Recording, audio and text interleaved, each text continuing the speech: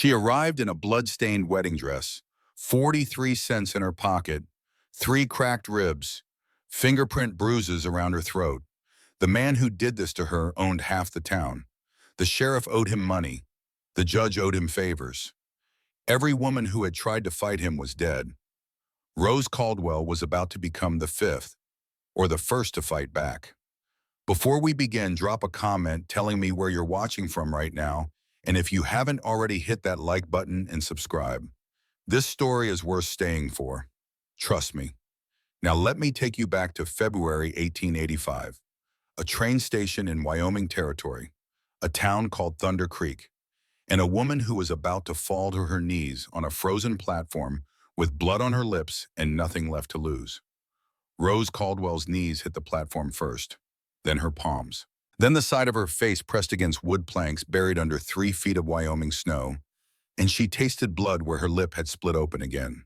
The train that had carried her from Boston was already pulling away, belching coal smoke into the February sky, abandoning her at Thunder Creek Station, the same way everything else in her life had abandoned her, without ceremony, without apology, without looking back. She pushed herself up. Her wedding dress, the white silk her mother had sewn 6 weeks ago in their cramped Boston apartment, tore again at the hem. The fabric was already ruined. Ice had crusted into the lace overnight. Blood her own had dried brown against the bodice, where Warren Prescott's fist had connected with her mouth 3 days ago. She wore the dress because she had nothing else. He had taken everything: her trunk, her savings, her coat, her belief that a fresh start was possible for a shopkeeper's daughter with 43 cents and a willingness to trust the wrong man. In her pocket, she carried those 43 cents and a folded piece of paper. The paper bore 2 signatures. One read Rose K. Caldwell, Boston, Massachusetts. The other, in careful script, claimed to be Ethan Holloway, rancher, Thunder Creek, Wyoming Territory. That second signature was a lie. Rose had learned that particular truth 4 days ago, along with several other truths about marriage and violence, and what happens when you discover your husband is not the man whose name appeared on your marriage contract, but someone else entirely. Someone who locked doors from the outside.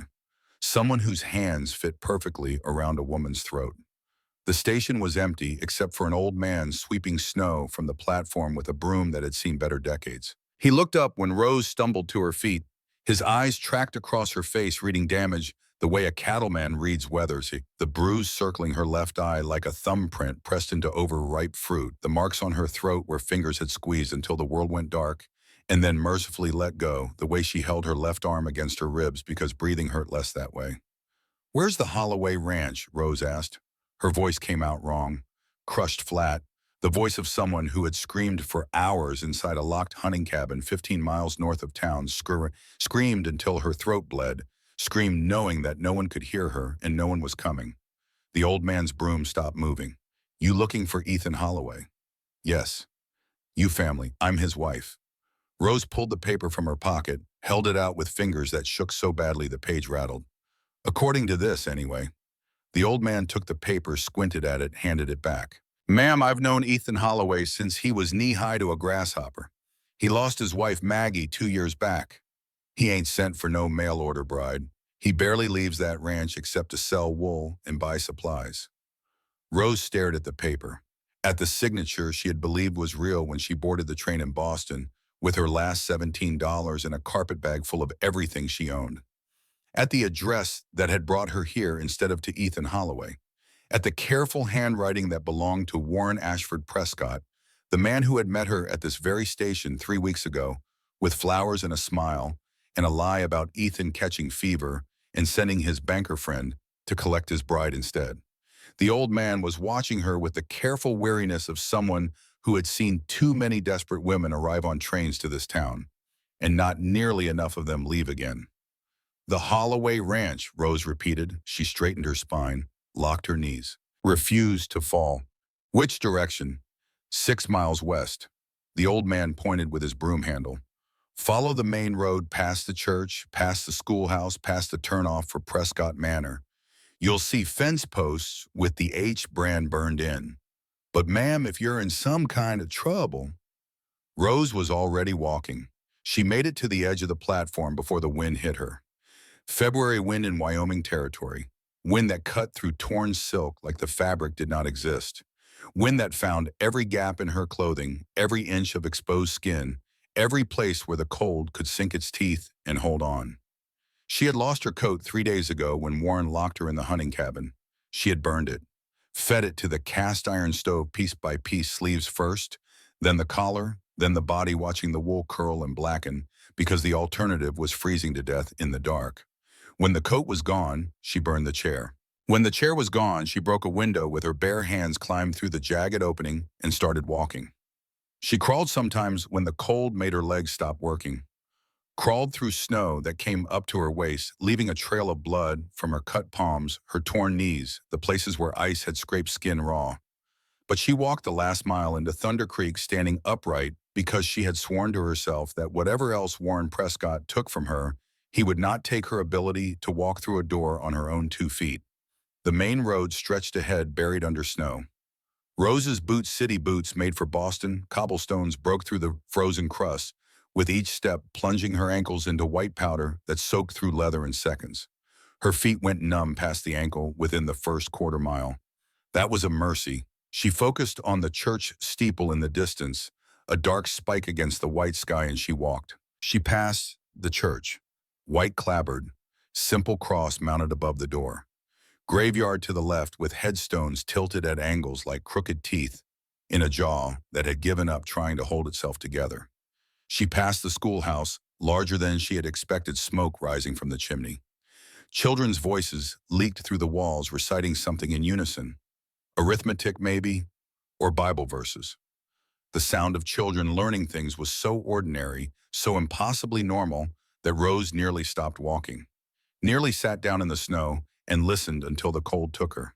She kept walking. She passed a sign that read Prescott Manor, 2 miles with an arrow pointing north up a narrow road that disappeared into pine trees. Rose did not look up that road. She did not think about the house at the end of it, the house with white columns and black shutters, where Warren Prescott sat in his study and poured himself whiskey and congratulated himself on the efficient disposal of yet another woman who had outlived her usefulness. She kept her eyes forward. She kept walking west. The Holloway fence posts appeared through the snow like soldiers standing guard. Rough-cut pine 8 feet tall, weathered silver by Wyoming wind, with a blocky H burned deep into the wood. The ranch house sat another half-mile back from the road, a low structure built from logs and river stones, solid and plain, with smoke rising from 2 chimneys. There was a barn to the left, a chicken coop to the right, a sheep pen beyond that where dark shapes huddled against the cold. And between the barn and the house, a man splitting wood in his shirt sleeves despite the cold. He did not notice Rose until she was 20 feet away. Then the axe stopped mid-swing. "I came to be your wife." Ethan Holloway looked at the paper. He did not take it from her.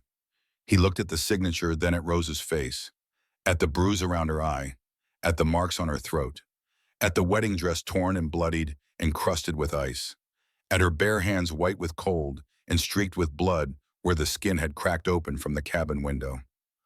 "I didn't send for a wife," he said. "I know that now. Who did you come for?" "A man named Warren Prescott told me you were sick, that you'd sent him to collect me from the station, that you needed a wife to help with your daughter in the ranch." She stopped, swallowed against the pain in her throat. "He lied about all of it." Ethan's jaw tightened. His hands curled into fists at his sides, knuckle scars gone white, then deliberately uncurled. "How long ago?" 3 weeks. Rose's knees gave out. She did not fall so much as fold, dropping into the snow like a marionette with cut strings. The cold rushed up through her dress, through her skin, into her bones, and she thought, "This is where I die." 6 miles from the man whose name was stolen, 20 feet from a stranger's porch, wearing a wedding dress that belonged to a marriage that was never real. "I married him," she said from the snow.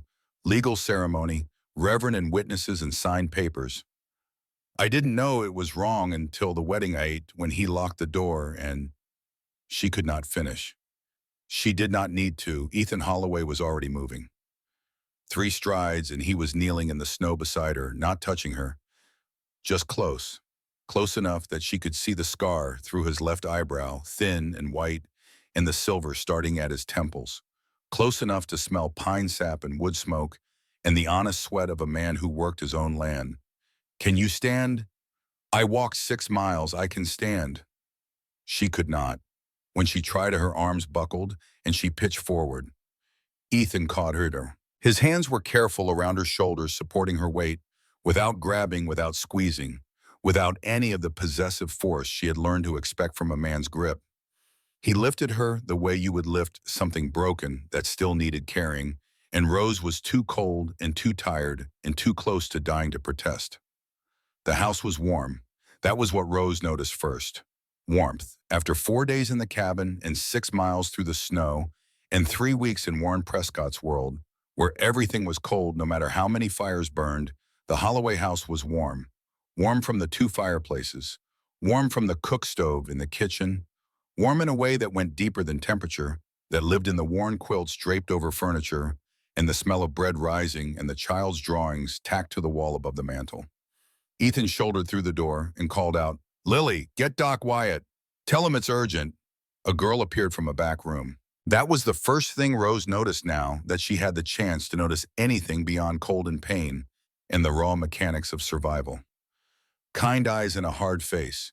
The face of a man who had learned to expect the worst from the world and been proven right too many times to pretend otherwise. But the eyes were kind, and that was enough. "What's your name?" he asked. "Rose Catherine Caldwell." "How old are you?" 26. "Where are you hurt?" "Everywhere." She tried to smile, failed. The muscles of her face had forgotten how. "3 ribs cracked, I think. Left side, he kicked me there, my throat. He strangled me twice. Once on the wedding night. Once 3 days ago before he left me in the cabin." "What cabin?" "Hunting cabin, 15 miles north. He said I could stay there until I learned to behave." She pulled the quilt tighter. "There wasn't any food, no firewood. He took my coat when he left." "How long were you there?" 4 days, maybe 5. I lost track." Ethan's hands flexed against his knees. The knuckle scars went white again. "How'd you get out?" "Broke a window, cut my hands on the glass, then I walked." While she spoke, something moved behind Ethan's eyes. Not pity. Rose knew pity had seen it on the faces of the old man at the station, on the faces of people who looked at damaged women and felt sorry without feeling compelled to act. This was something different. Recognition. The look of a man seeing something he understood in the marrow of his bones. Later, Rose would learn why. Would learn that 2 years ago, Ethan Holloway had sat in the same room in the chair opposite the one where Rose now sat and watched his wife Maggie die of fever. 3 days from the first cough to the last breath. He had boiled water and changed cloths and prayed to a God he was no longer certain existed, while his daughter sat in the corner with eyes that were learning at 6 years old that the world takes everything from you and does not apologize. He remembered the exact moment Maggie stopped breathing, the silence that dropped over the room like a physical thing, heavy and absolute. Lily's voice cutting through it, small and steady. "Papa, is Mama sleeping?" And his own answer, the hardest 2 words he had ever spoken. "Yes, sweetheart, Mama's sleeping now." He had built his walls that night, brick by brick, mortared with grief and sealed with the promise that he would never again be caught unguarded by loss. He stopped going to church, stopped accepting supper invitations, stopped doing anything that required him to feel because feeling meant remembering the silence, and the silence was the worst sound he had ever heard. He kept the ranch running because Lily needed food and warmth and a father who got out of bed each morning. But he did it the way a man winds a clock out of habit, not because he cared what time it was. Now here was this woman, broken and bleeding and bruised in every visible place and probably in places he could not see. And something in Ethan's chest cracked open. Not attraction, not pity, recognition. He knew what it looked like when a person was hanging on by nothing but sheer refusal to let go. He had seen it in his own mirror for 2 years. The door opened. Lily returned with an older man, 60 at least, carrying a black medical bag. He had careful hands and careful eyes and the weathered patience of someone who had spent 3 decades in a small town, setting bones and stitching wounds and telling families the news that no family wants to hear. He took one look at Rose and his expression went flat. Jesus, Mary, and Joseph. He set his bag on the table, rolled up his sleeves. "Ethan, get water boiling. Lily, honey, go to your room." "I want to help." Not with this. Doc Benjamin Wyatt's voice was gentle but admitted no argument. Go on now. Lily went. She cast one last look at Rose before disappearing down the hall, her serious eyes cataloging details she was too young to process but old enough to remember. Doc Wyatt knelt where Ethan had been kneeling. I'm Benjamin Wyatt. I've been doctoring in Thunder Creek for 30 years. I need to examine you, ma'am. I'll be as gentle as I can, but it's going to hurt. Rose nodded. He worked in silence, pressed carefully along her ribs through the torn dress, listening to her breathing, counting the sharp catches that meant bone grinding against bone. Examined her throat, the bruises there layered in shades of purple and yellow and green, like a sunset painted by someone who hated beauty. Looked at her hands, the cuts across her palms from the broken window, the fingernails torn down to the quick from clawing at frozen wood. When he finished, he sat back on his heels. 3 ribs cracked, not broken clean. You're lucky there. Shoulders wrenched but not dislocated. Throats bruised deep, but your windpipe's intact. He paused. You're malnourished. How long since you ate? I don't remember. 3 days. 4. You need food. Broth first, nothing heavy. And rest. Lots of rest. He looked at Ethan, who stood in the kitchen doorway, holding a basin of hot water. She can't be moved. Not for a week at least. She can stay here, Ethan said. Long as she needs. Rose's eyes burned. She blinked hard. She had cried enough in Warren Prescott's house to fill every creek in Wyoming territory. She would not waste another drop. Thank you, she managed. Doc Wyatt packed his bag, then he stopped, looked at Rose, looked at Ethan, and said the thing that changed everything. You should know what you're dealing with. He pulled a chair close, sat down heavily. Nora Prescott, Warren's first wife, died 2 years ago, fell down the stairs, that's the official story, broke her neck. He let that settle. I did the examination. I've been examining the dead and the damaged in this town for 3 decades. I know what a fall looks like. His voice dropped. That woman didn't fall. The injuries were wrong. The angle was wrong. Everything about it was wrong. She was pushed. The room went quiet. Outside wind rattled the windows. A log shifted in the fireplace, sending up a shower of orange sparks. And before Nora, there were others. Doc's face was grim in the firelight. 3 other women, all mail-order brides, all died in accidents that weren't accidents. Sarah Whitfield in 82, drowned in the creek. She was from Maine, grew up around water. She knew how to swim. Mary Pemberton in 83, thrown from a horse. And it doesn't mean we should stop trying. After Doc left, Ethan brought Rose a cup of broth, chicken, salt, nothing fancy. She drank it slowly, feeling warmth spread through her chest for the first time in days, feeling her body remember what it was like to be cared for instead of harmed. You can have the bed, Ethan said. I'll sleep in the barn. You don't have to do that. I'm not putting you in a room with a man you don't know, not after what you've been through. Rose looked at him, at this stranger who had taken her in, called the doctor, wrapped her in his dead wife's quilt, offered his bed without asking for a single thing in return. You're not like him, she said. No, ma'am, I'm not. When Rose asked why he was helping, Ethan was quiet for a long time. His eyes went to the window, to the snow falling thick outside, erasing the world in white. 2 years ago, I lost my wife Maggie to fever. Sat by her bed and watched her die. Couldn't do a damn thing to stop it.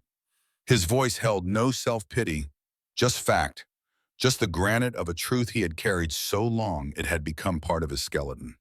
If there's a woman in trouble now, and I can help, I'm going to help. That's all there is to it. Is that the only reason he could? Ethan almost smiled. The corners of his mouth twitched, and for a fraction of a second Rose saw the man he must have been before grief rebuilt him in its own image.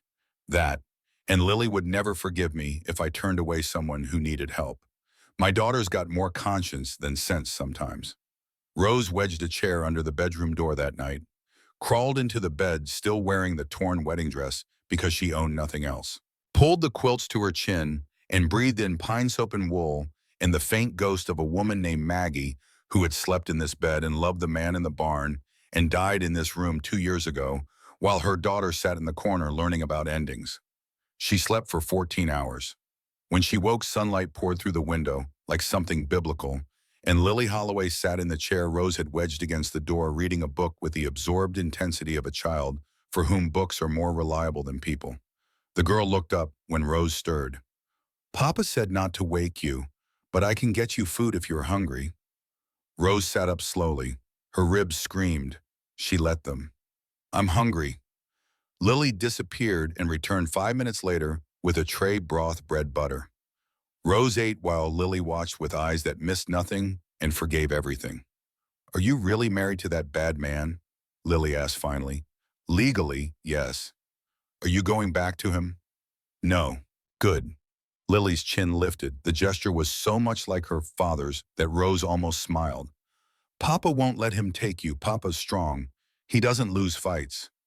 Has he had many fights? Only when people need protecting. There was a man once who was mean to his horse. Papa made him stop. Broke his nose doing it. The man left town. She said it with simple pride, the certainty of a child who still believed her father could fix anything the world chose to break. Over the next several days, Rose healed in the Holloway house and learned its rhythms. Ethan cooked breakfast each morning, 2 eggs, bacon, bread, his movements efficient, and practiced the choreography of a man who had been running a household alone for 2 years. Rose watched him and asked about Lily, about the ranch, about the life he had built from grief and stubbornness and the daily refusal to quit. One morning she tried to help with breakfast, burned the eggs so badly the pan had to be soaked overnight. Lily laughed, a bright, startled sound like a bird flushed from cover, and Ethan caught it. That laugh caught it in his expression, the way a man catches something precious he thought he had lost. His face changed. The hard lines softened. His eyes crinkled. He almost smiled and then did smile, a real one, brief and unguarded, and Rose saw in that single moment the man Maggie Holloway had loved. I told you I can't cook worth a damn, Rose said. Lily's laughter doubled. Ethan turned back to the stove, but his shoulders were shaking. Another afternoon he took Rose to the sheep pen. 40-some ewes, fat with spring lambs, their wool thick and dirty white against the snow. He explained wool prices and shearing schedules in the way animals know weather is coming before any man with a barometer. Rose listened and asked questions that surprised him. She did not know farming, but she had been a shopkeeper's daughter in Boston, and she knew ledgers and margins and the mathematics of keeping a business alive when the numbers said otherwise. You're sharp, Ethan said. It was not a compliment. It was an observation delivered with the same neutral precision he used to assess weather or livestock or the structural integrity of a fence post. I'm desperate, Rose said. Desperate people learn fast. On a quiet evening, Lily read her homework aloud by the fire while Rose corrected her spelling and Ethan mended a harness, his scarred hands moving with surprising delicacy through leather and brass. The three of them occupied the room the way pieces occupy a puzzle, fitting together in a way that felt accidental and inevitable at the same time. Firelight, the scratch of Lily's pencil, the smell of pine and wool, and the bread Rose had managed not to burn for once. It ached, that scene. It ached because Rose knew it could not last. Because Warren Prescott was out there in his house with white columns and black shutters, and the debt was real and the danger was coming, and this fragile domestic peace was borrowed time. But for one evening, she let herself have it. The next day, Rose told Ethan she needed to leave. Not Thunder Creek, not yet, but the ranch. She could not stay indefinitely eating his food, sleeping in his bed, using his charity, while putting his family in the path of a man who killed women the way other men killed time. I need to earn my own way, she said. Ethan set down his coffee. Can you teach what? Reading, writing, arithmetic. The schoolhouse needs a teacher. Last one left in December. Reverend Crawford's have been looking for someone, but there aren't many educated women in Thunder Creek. I've never taught before. You can read and write and do arithmetic. That's more than most folks here can say. Pays $20 a month plus room at the boarding house. Gives you a reason to stay. A legitimate one. Rose felt something crack open in her chest, some hard frozen place that had been sealed shut since the hunting cabin. Hope, maybe, or just the absence of despair. Why are you helping me? She asked. Again, because she could not stop asking, could not stop testing this improbable kindness for cracks in hidden conditions. Ethan stood, carried the plates to the wash basin, spoke with his back to her. Because you walked 6 miles through a blizzard in a torn wedding dress, rather than stay with a man who hurt you, because you're sitting here planning your next move instead of falling apart. He turned to face her. Because I think you're stronger than you know, Rose Caldwell. And because Thunder Creek could use someone who doesn't quit. They walked to town together. Rose wore a dress from the trunk of Maggie's things, too big in the shoulders, too short in the hem, smelling of cedar and mothballs. It was clean and whole. That was enough. Reverend Amos Crawford hired her on the spot after she told him honestly that she had never taught but could read Emerson and do long division and diagram sentences. Martha Kincaid gave her a room at the boarding house, $2 a week door that locked from inside, no questions asked beyond the ones that mattered. Before Ethan left, he warned her. Warren would learn she was in town. He would come. When he did, Rose should find witnesses, find the sheriff, find the church, find the ranch, anywhere but alone. I won't bring trouble to your door, Rose said. It's already at my door. Ethan's jaw tightened. I owe Warren Prescott $800. Mortgage on my ranch. He holds the paper.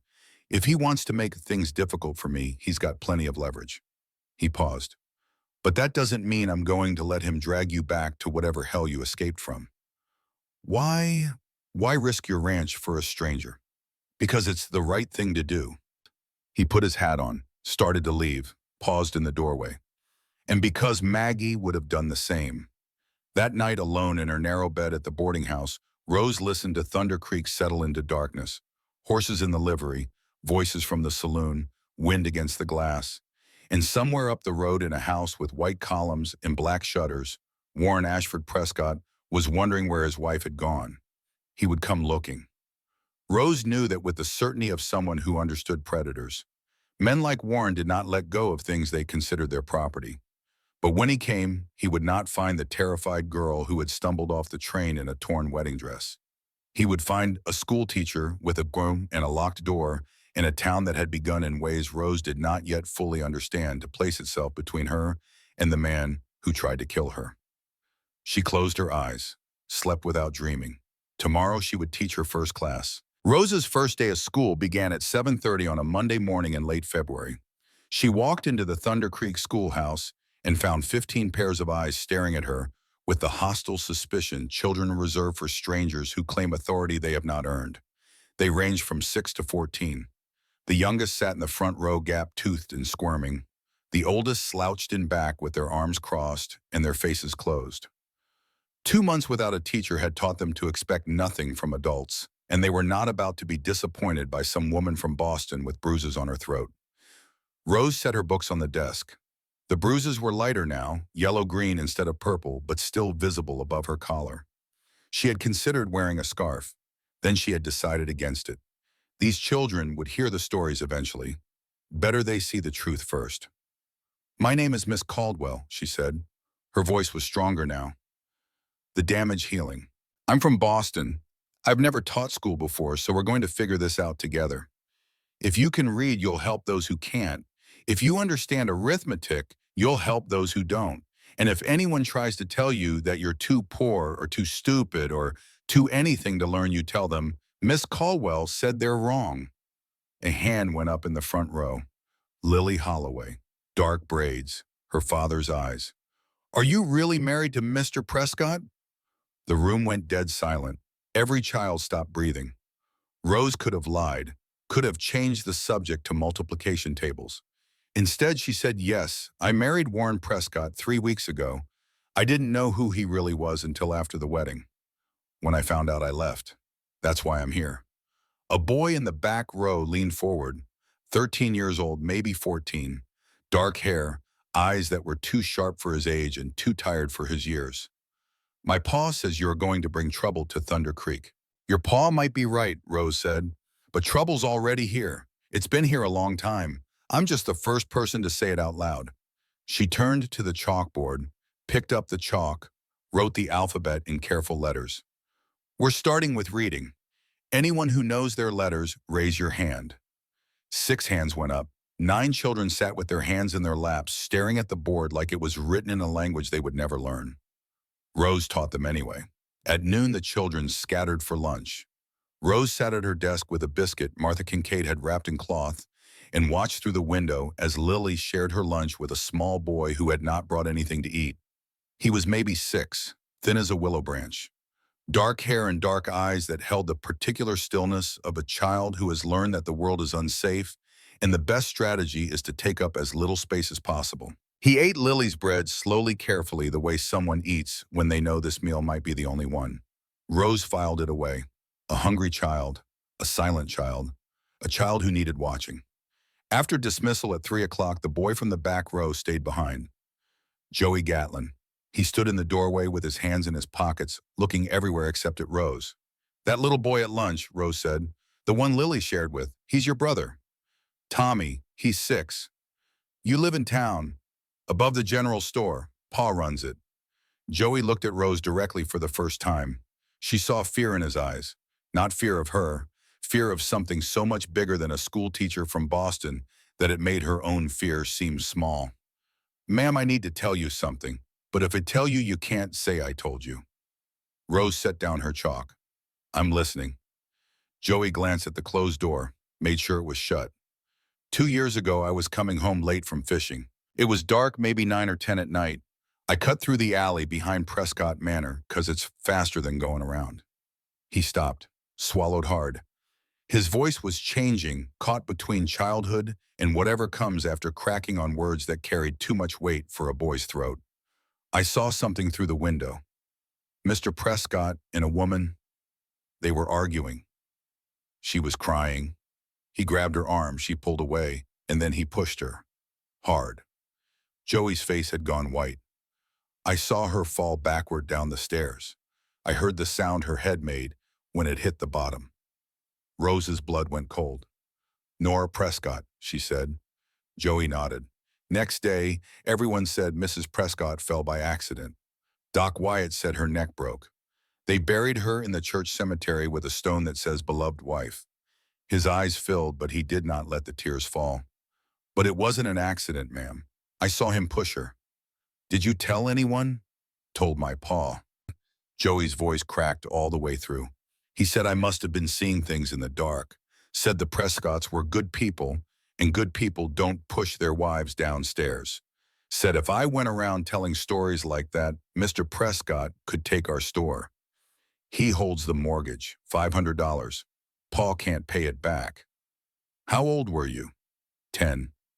Rose looked at this boy, this child who had carried the weight of a dead woman's truth for 2 years, who had watched his father choose financial survival over justice, who had learned at 10 years old that silence was cheaper than truth and that the lives of women were worth less than a mortgage. "Joey, you're telling someone now. That takes courage." "I dream about it," he whispered. "Every night, I hear the sound. I see her falling. I wake up knowing I should have done something." "You were 10 years old." "I could have told the sheriff. Could have told someone besides Pa." "You're telling me now." Rose leaned forward, met his eyes. "And when the time comes when there's a way to make this right, I'm going to need you to be brave again. Can you do that?" The boy's jaw set, the same gesture she had seen in Ethan Holloway and in Lily and in every person in Thunder Creek who had ever swallowed their fear long enough to do what needed doing. "Yes, ma'am." After Joey left, Rose sat in the empty schoolhouse and wrote everything down on a piece of paper. Names, dates, a pattern. Ruth Hensley, 1880. Dead in the woods. Animal attack. Sarah Whitfield, 1882. Drowned in the creek. Couldn't swim, they said. She was from Maine. Mary Pemberton, 1883. Thrown from a horse. She'd worked in stables her whole life. Nora Prescott, 1883. Fell down the stairs. She was a ballet dancer. Rose Caldwell, 1885. Abandoned in a hunting cabin to freeze to death. 4 women dead. 1 survived. Rose folded the paper, tucked it inside her Bible, locked the schoolhouse door behind her. The walk back to the boarding house took 10 minutes. The sun was setting, turning the snow orange and pink, painting the world in colors that had no business being beautiful in a town this broken. Rose was watching her shadow stretch long and thin across the frozen road when she heard hoofbeats behind her, 3 riders, coming slow down Main Street. The one in front sat tall in the saddle wearing a black coat that cost more than most people in Thunder Creek earned in a year.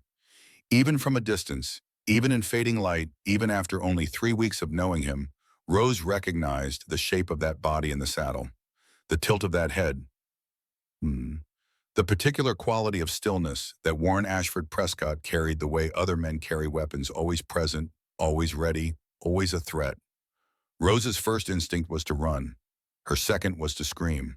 She did neither. She stopped walking, straightened her spine, planted her feet in the frozen street, and watched her husband ride toward her. Warren dismounted slowly, deliberately. His two hired men flanked him, guns on their hips. Warren smiled, the same smile he had worn when he met her at the train station 3 weeks ago. Warm, concerned, perfectly, endlessly practiced. He had timed this for maximum audience. Doors opened along Main Street, windows filled with faces, half the town watching, deciding whose story to believe. Rose, his voice carried, thank God. I've been so worried. He reached for her hand, those soft hands, manicured, the hands of a man who had never split wood or mended fences or done anything with his fingers except count money and close them around women's throats. Don't touch me. Warren's smile flickered. Beneath it, for one unguarded instant, Rose saw the rage. The cold, furious certainty of a man who owned things and people and could not comprehend that either might refuse to cooperate. Then the mask slid back into place. You're not well, darling. Doc Morrison examined you before the wedding, remember? He said you were prone to nervous episodes. Female hysteria. He turned to the crowd on the boardwalk, his voice dripping concern. She ran away in the middle of a storm. Could have died. She's confused. She needs care. She needs to come home.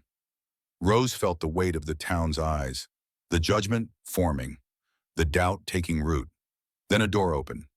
Ethan Holloway stepped out of the general store. Lily was at his side. His hand rested on his belt, inches from the pistol he wore. His face held nothing. No anger, no fear. Just the flat calm of a man who has already made his decision and is at peace with whatever it costs. Evening, Prescott. Warren's jaw tightened. Holloway, I'm here for my wife. She doesn't look like she wants to go with you, Benjamin. She's not well. She doesn't know what she wants. Ethan walked down the steps, positioned himself between Rose and Warren. Looks to me like she knows exactly what she wants. You might want to respect that. This is a private family matter. You made it public when you rode down Main Street with an audience. Warren's eyes went cold, dead cold. The pretense of concern evaporated. You're in debt to me, Holloway, $800. That ranch of yours, that land your father built. It all belongs to me if you can't pay. You really want to make an enemy of me over some woman you barely know. Ethan did not flinch. The debt's real, but it doesn't give you the right to drag anyone anywhere against their will. Rose Caldwell is a free citizen. She's got a job teaching school. She's got a room at Martha Kincaid's boarding house. She's staying in Thunder Creek because she wants to, not because you say she can't. Warren looked past Ethan, locked eyes with Rose, and in that look was a promise so clear it might as well have been spoken aloud. I will destroy everything you touch. Every person who helps you. Every wall you build. I will take it all and leave you with nothing the way I've done to every woman before you. Then he mounted his horse, jerked the reins hard enough to make the animal sidestep, rode north without another word, his hired men following like shadows. The street stayed quiet for a long moment after the hoofbeats faded. Martha Kincaid stepped off the boarding house porch, walked straight to Rose. Her face was granite, but her eyes were fierce. You're staying for supper. No arguments. That night, Martha Kincaid sat Rose down at her kitchen table, poured coffee, and told her things about Thunder Creek that would change everything. About Nora Prescott and a death that was not an accident. About a journal that might still exist. About a dressmaker named Eliza Fairchild who might know where it was hidden. And about a dead woman's voice trapped in ink and paper, waiting 2 years for someone brave enough to listen. Rose walked upstairs to her room, locked the door, wedged the chair, stood at the window looking out over Main Street, over this town that had given her a job and a room and a chance and a warning all in the same breath. Somewhere up the road, Warren Prescott was planning his next move. Rose was planning hers. The difference between them was simple. Warren fought to control. Rose fought to survive, and survival, she had learned, was the most dangerous thing a woman could do. The stew sat cold in the bowl. Rose pushed it aside. Across the table, Martha Kincaid wrapped both hands around her coffee cup and spoke the names of dead women like a prayer she had been holding in her throat for years. I knew Nora Prescott, Martha said. Not well, but enough to know a woman who studied ballet in Philadelphia doesn't just fall downstairs. She had balance like a cat. Martha's knuckles were white against the porcelain. She didn't fall, Rose. She was pushed, and I knew it. I knew it the day they buried her, and I said nothing.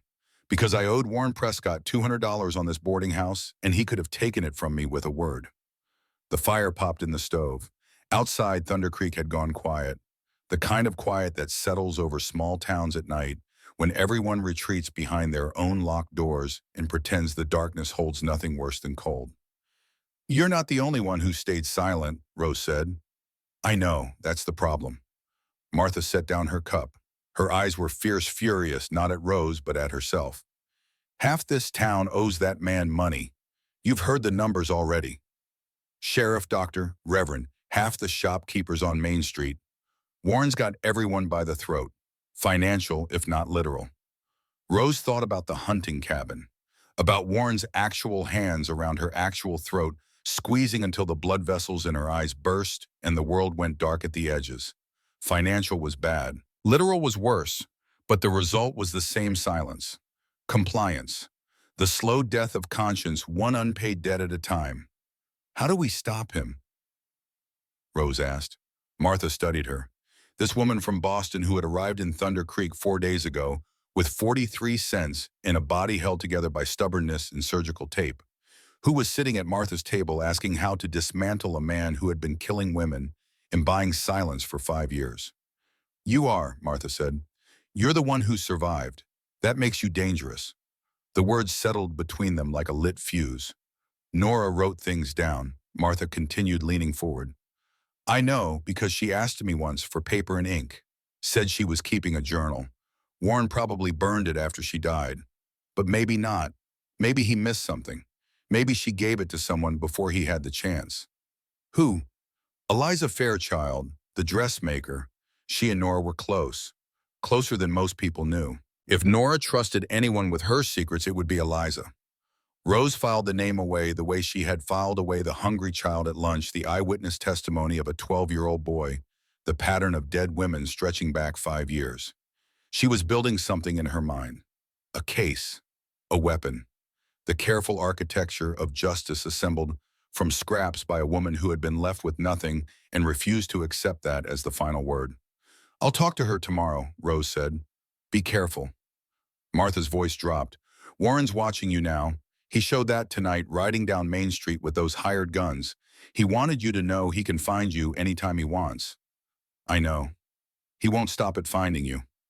I know that too. Martha was quiet for a moment. Then she said something Rose would carry with her for the rest of her life. The women who died, Rose, Sarah and Marion, Nora, they fought back, each of them in their own way, and they lost. Not because they weren't brave, because they were alone.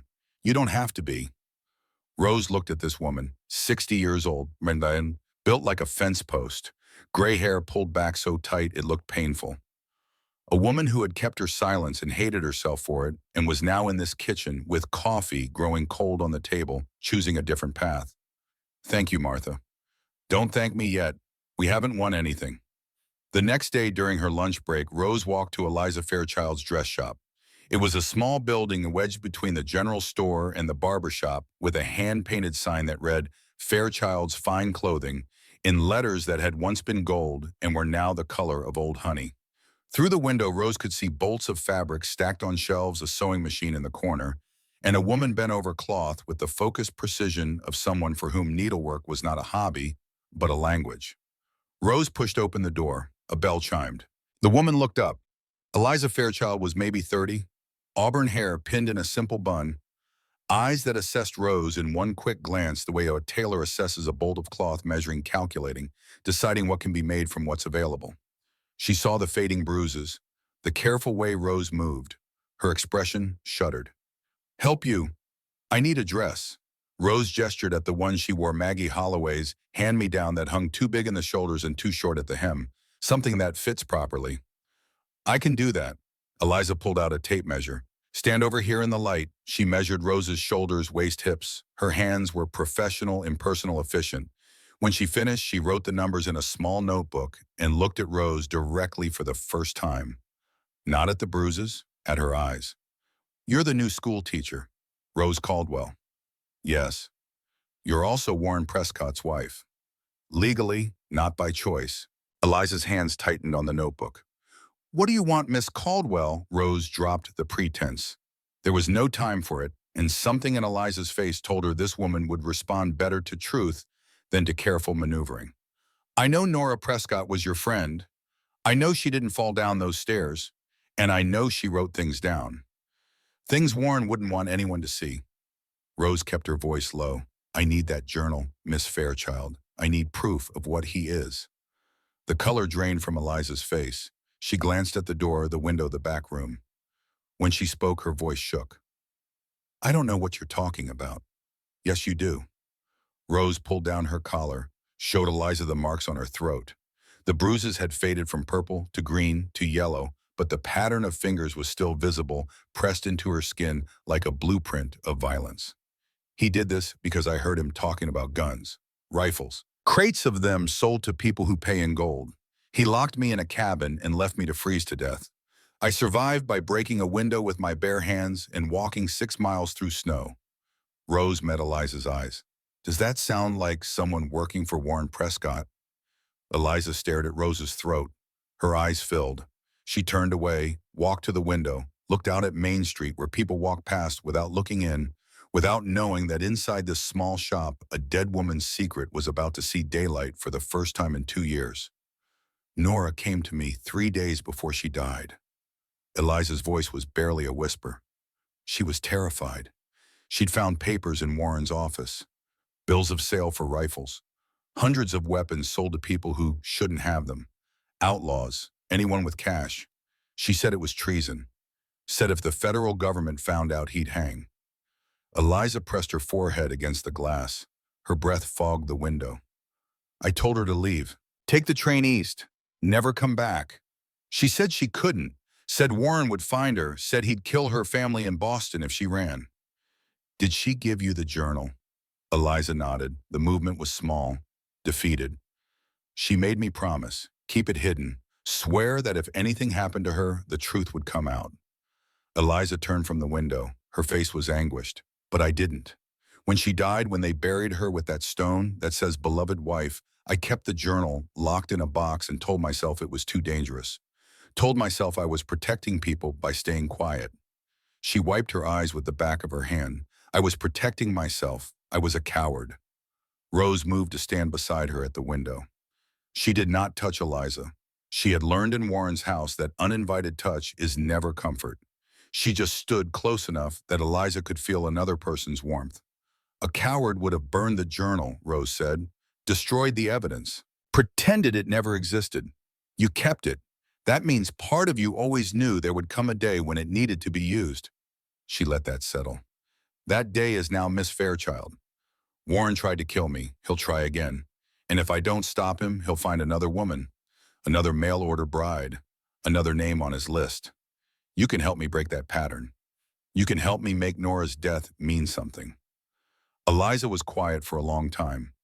Outside, a wagon rattled past. A dog barked. The ordinary sounds of a town that did not know it was about to change. Come back tonight, Eliza said. After dark. Use the back door. I'll have it ready. Rose left the dress shop and walked back to the schoolhouse. Her hands were shaking.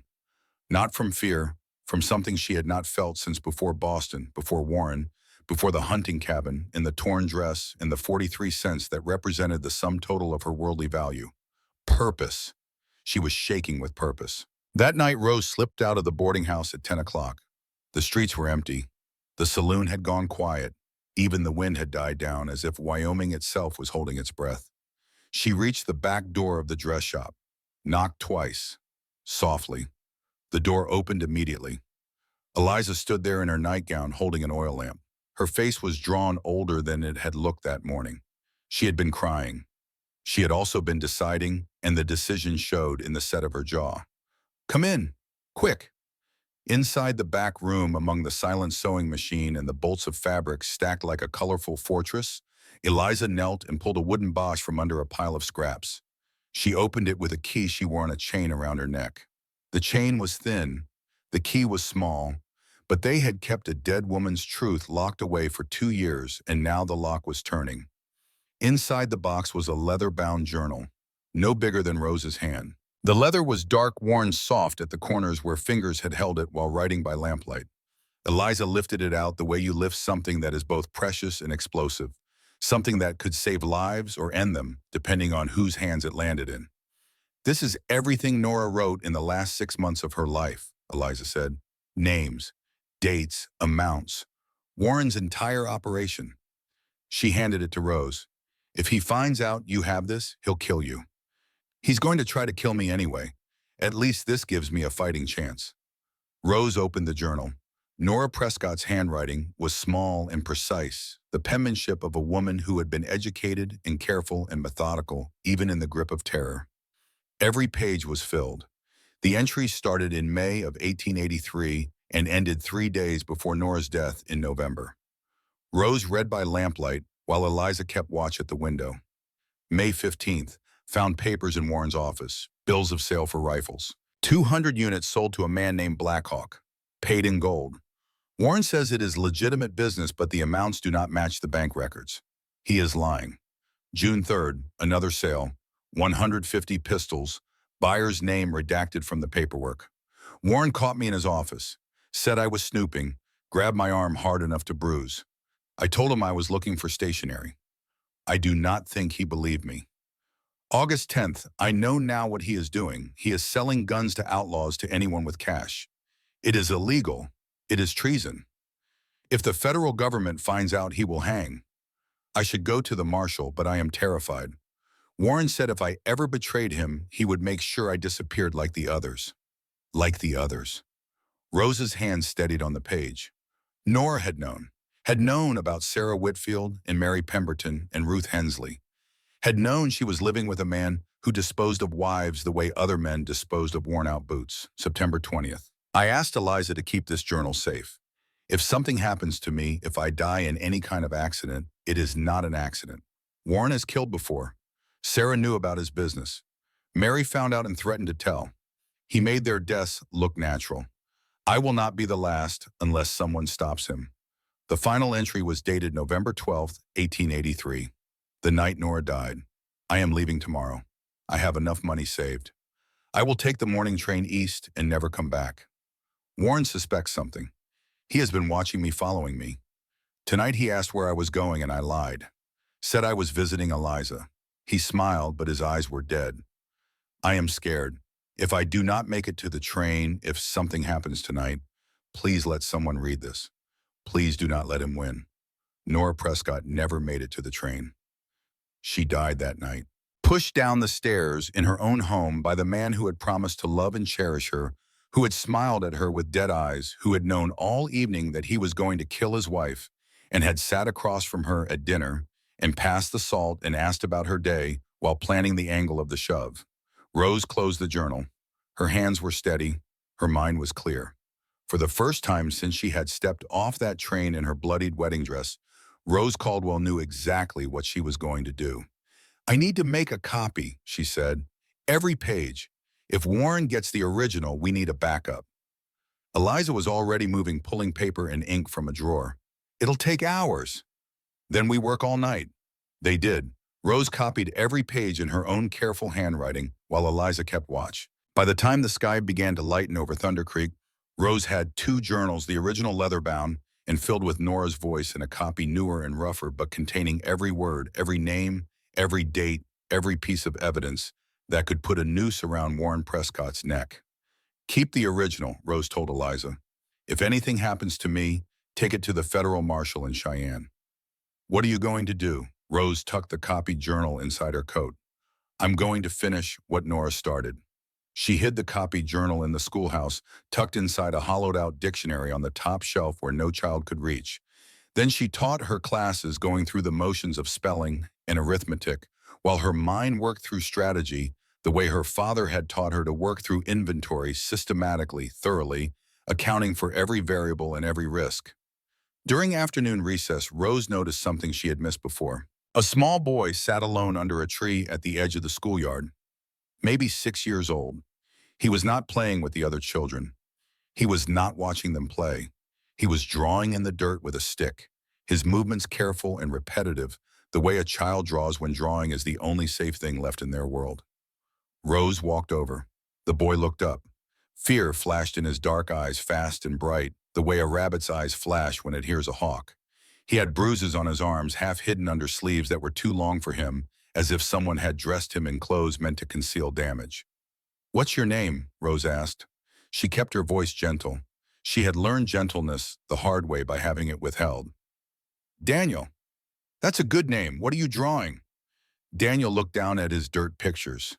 Houses, dozens of them. Every single one had locks on all the doors. "Why locks on all the doors, Daniel?" "So the bad people can't get in."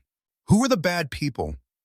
The boy's eyes filled with tears. He stood up quickly, brushed the dirt from his knees, and ran toward the schoolhouse without answering. Rose watched him go. Dark hair, 6 years old. Fear that lived in his bones the way cold lived in the Wyoming soil, deep permanent part of the foundation. She asked Lily after school, "That boy Daniel, what's his last name?" Lily's face went sad, the kind of sad that children wear when they know something is wrong, but do not have the words or the power to fix it. "Prescott, he's Mr. Prescott's son. Mama used to say Mrs. Nora loved that boy something fierce. After she died, people say Mr. Prescott got meaner. Tommy Gatlin says he hears Daniel crying sometimes when he delivers groceries to Prescott Manor." Rose's hands clenched into fists at her sides. Warren Prescott was not just killing wives. He was destroying his own child, drawing houses with locks because his own house had none that kept him safe. Wearing long sleeves in February, not against the cold, but against the questions that bruises invite. That night, Rose sat at her desk in the boarding house and wrote her letter to the United States Marshal's office in Cheyenne. She wrote about Nora Prescott and Sarah Whitfield and Mary Pemberton and Ruth Hensley. She wrote about the guns, the illegal sales, the journal, the eyewitness, the pattern.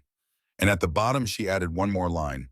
"There is a 6-year-old boy in Prescott Manor who needs protection.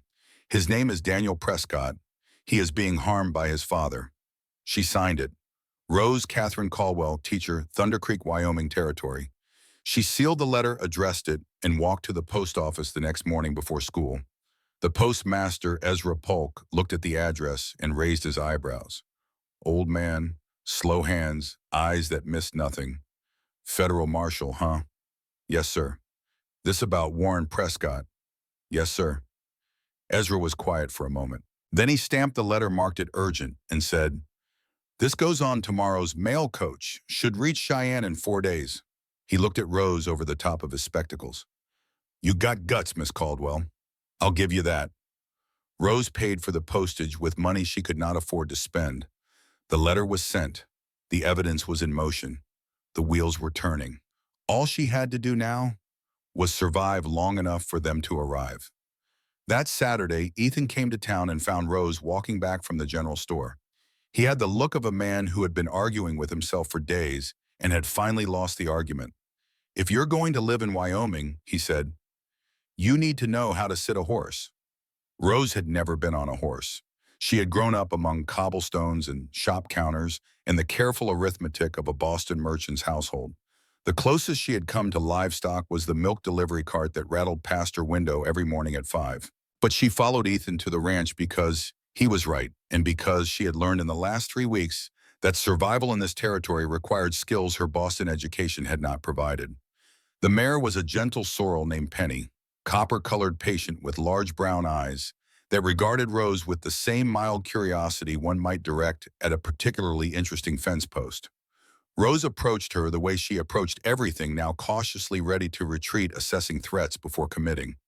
Penny sniffed Rose's hand, decided she was acceptable, stood patiently while Ethan helped Rose into the saddle. "Keep your heels down," Ethan said. He stood beside the horse, one hand on the bridle, looking up at Rose. Back straight, don't grip with your knees. She'll think you want to go fast. Rose gripped with her knees. Penny broke into a trot. Rose bounced in the saddle like a sack of flour on a wagon bed, grabbed the saddle horn with both hands, made a sound that was emphatically not a scream. It was more of a yelp, a startled, undignified, thoroughly un-Boston yelp. Lily, watching from the fence, covered her mouth with both hands. Her eyes were enormous with suppressed laughter. Ethan caught Penny's bridle, steadied her, and looked up at Rose with an expression she had never seen on his face before. It was close to amusement. It lived in the neighborhood of amusement, on the same street perhaps, in the adjacent house. What did I say about the knees? You said don't grip. I panicked. Try again. Rose tried again, and again, and again. She fell off once, landing in snow that was at least softer than the cobblestones she was accustomed to. She climbed back on. Her ribs protested. She ignored them. By the end of the afternoon, she could walk Penny in a straight line without holding the saddle horn, and the sense of accomplishment was entirely disproportionate to the achievement.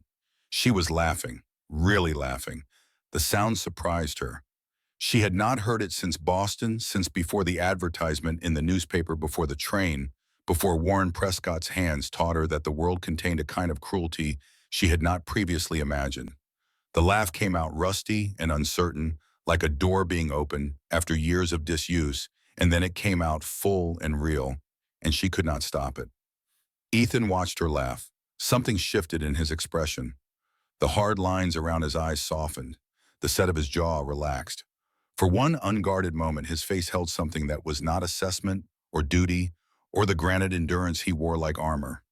It was something warmer. Something he had not allowed himself to feel since the night the bedroom went silent and Maggie stopped breathing. He did not say anything. He did not need to. But Lily saw it. Lily, who watched her father the way all fatherless, motherless children watch their remaining parent, constantly carefully cataloging every shift in mood because their survival depends on reading the weather. Lily tugged on Rose's sleeve as they walked back to the house. Papa smiled at you, she whispered. He doesn't smile at anyone. That evening, after Lily went to bed, Ethan sat on the ranch house porch cleaning his rifle. The night was clear and cold, and the stars were so thick they looked like someone had spilled a bucket of light across the sky. Maggie used to name the constellations for Lily, made them up when she did not know the real ones. The runaway rabbit, the dancing bear, the girl who wasn't afraid of the dark. Ethan ran the numbers in his head. He did this every night the way other men said prayers. $800. Mortgage due in 6 months. $300 saved from wool.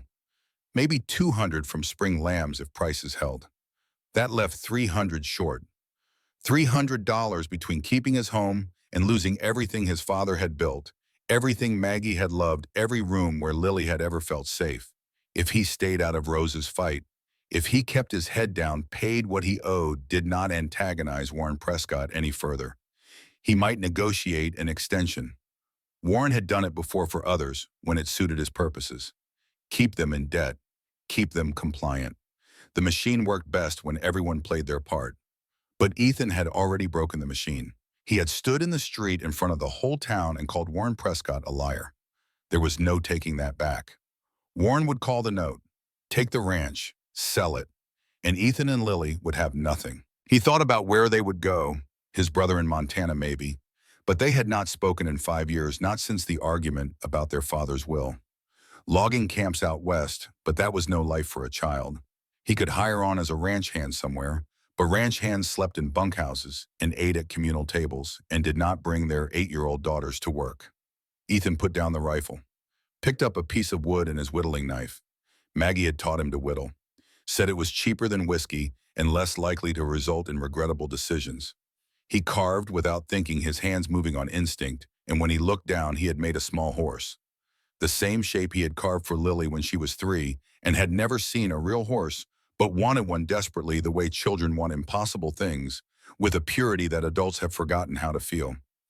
He thought about Rose, not the way a man thinks about a woman he is attracted to, not yet, not consciously, but the way a man thinks about someone he recognizes.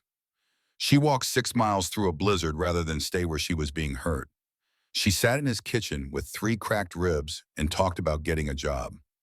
She stood in the street and refused to flinch when Warren reached for her. Ethan knew what that kind of courage cost. He paid the same price every morning when he opened his eyes, and the first thing he felt was the empty space in the bed where Maggie used to sleep. It wasn't about her, he said to Dutch the horse who was munching hay in the near stall and cared about moral philosophy exactly as much as one would expect a horse to care. It was about being the kind of man Lily can be proud of. Dutch snorted. Ethan almost smiled. He set the little wooden horse on the porch railing, went inside and checked on his daughter. She was asleep, one arm flung across the pillow where Maggie used to rest her head. Her mouth was open. She snored like a freight train, which Ethan had never told her because she would be mortified. He pulled the blanket to her chin, touched her hair. I would do it all again, he thought. The risk, the debt, all of it. Because this is who we are. Holloways don't look away. 6 days after Rose mailed the letter to Cheyenne, Sheriff Henry Dawes found her outside the schoolhouse, hat in his hands, guilt written across his face like a wanted poster nailed to his forehead. Miss Caldwell, can I talk to you? About what? About Warren Prescott. Rose crossed her arms. Her ribs still ached when she breathed too deeply, but she stood straight and met the sheriff's eyes and waited. Dawes looked at the ground, at the sky, at the schoolhouse wall, anywhere but at the woman whose safety he had failed to ensure. I owe him money, Dawes said. $300 for medicine when my wife got sick last winter. He paid the doctor, paid for everything, saved her life. He paused. The weight of what came next pressed his shoulders lower. Now he's calling in the debt, says I need to bring you back to Prescott Manor, or he'll take my house. Are you going to do it? Dawes finally met her eyes. No, ma'am. The word hung in the cold air between them. I took an oath to protect people. That oath means more than my house. He straightened his shoulders, and Rose saw in that small gesture the echo of every man and woman in Thunder Creek who had swallowed their fear and chosen differently than Warren Prescott expected. But I wanted you to know what's coming. He's not going to stop. He'll come for you himself, probably with those hired guns. When he does, I'll stand with you. I'll do what I should have done when Nora died. Rose's throat tightened. Thank you, Sheriff. Don't thank me yet. I haven't earned it. He was wrong about the timing. Warren Prescott did not wait for hired guns. He came alone. Thursday afternoon, 6 days after the letter was mailed. School had just ended. The children were streaming through the door, their voices bright with the promise of freedom, when Rose looked up from her desk and saw him standing in the doorway. No hired men, no flanking shadows, just Warren Ashford Prescott, alone filling the schoolhouse doorframe with his black coat and his manicured hands and his smile that did not reach his eyes. The children fell silent. Even the youngest ones, the 6-year-olds who did not understand politics or danger, felt the temperature drop. They scattered past Warren like sparrows past a hawk running for home for parents for anywhere but here. Lily Holloway was the last to leave. She stopped in the doorway, looked at Rose, looked at Warren. Her small hand tightened on her school bag. Go on, Lily, Rose said. Her voice was steady. The steadiness cost her everything. Your father's waiting. Lily ran. Rose heard her boots pounding down the street, heard her voice high and clear, and terrified, calling for her papa. Warren closed the door. The latch clicked shut. The sound was very loud in the empty schoolhouse. You've been busy, Warren said. His voice was conversational. Pleasant. The voice of a man discussing weather or crop prices or anything other than the systematic destruction of a woman's life. Asking questions. Talking to people who should know better than to talk back. Running to Ethan Holloway like some frightened child. Whispering to Martha Kincaid. Visiting Eliza Fairchild's shop in the middle of the night. He walked down the aisle between the benches. His boots were measured, deliberate, each step closing the distance between them. And then you mailed a letter to the federal marshal's office in Cheyenne. Warren's smile widened. The postmaster is a very helpful man when you pay him enough. Rose's blood went cold. He knew. About the letter, about Eliza, about the midnight visit. He had been watching her every move, tracking her the way a hunter tracks wounded prey, waiting for her to lead him to whatever she had found. Warren reached into his coat pocket and produced a folded paper. He set it on the nearest bench. This is a letter from Reverend Crawford, terminating your employment, effective immediately, concerns about your mental state, your suitability for teaching children. Warren's voice was silk over steel. He was very understanding when I explained the situation. Your hysteria, your delusions, your unfortunate tendency to make wild accusations against your loving husband. Rose stood slowly, put the desk between them. Whatever you're planning, it won't work. People know I'm here. If I disappear, they'll come looking. Will they? Warren cocked his head. The gesture was almost boyish, almost charming, almost human. You're a stranger, Rose. You've been in Thunder Creek less than 3 weeks. Half the town thinks you're unstable. The other half thinks you're a troublemaker. If you vanish, most folks will assume you ran off again. Women like you don't put down roots, they drift. I have students, I have a job. You had a job. Warren picked up the termination letter and held it out. Signed, sealed, official. In this territory, a piece of paper makes something true, whether it is or not. Rose did not take the letter. She watched Warren's face and saw the mask slip just slightly, just enough to reveal what lived underneath. Not anger, not cruelty, but something colder than either. Entitlement. The absolute conviction that he owned the world and everyone in it, and that any resistance to that ownership by you was not just inconvenient, but incomprehensible. Now here's what's going to happen, Warren said. You're going to come with me, quietly. We're going to ride back to Prescott Manor together. You're going to tell everyone you were confused, that you're sorry for the trouble, that you want to reconcile with your loving husband. He paused. The mask was almost all the way off now. And then once the town has moved on to whatever scandal comes next, you're going to have a very unfortunate accident. Rose looked at the door. Too far. Warren stood between her and escape. She looked at the windows. Could she break one climb through before he reached her? Her ribs were still healing. She was not fast enough. So she played the only card she had. I know about Nora, Rose said. About Sarah and Mary. About the guns you've been selling. Warren's pleasant expression cracked like ice on a spring pond.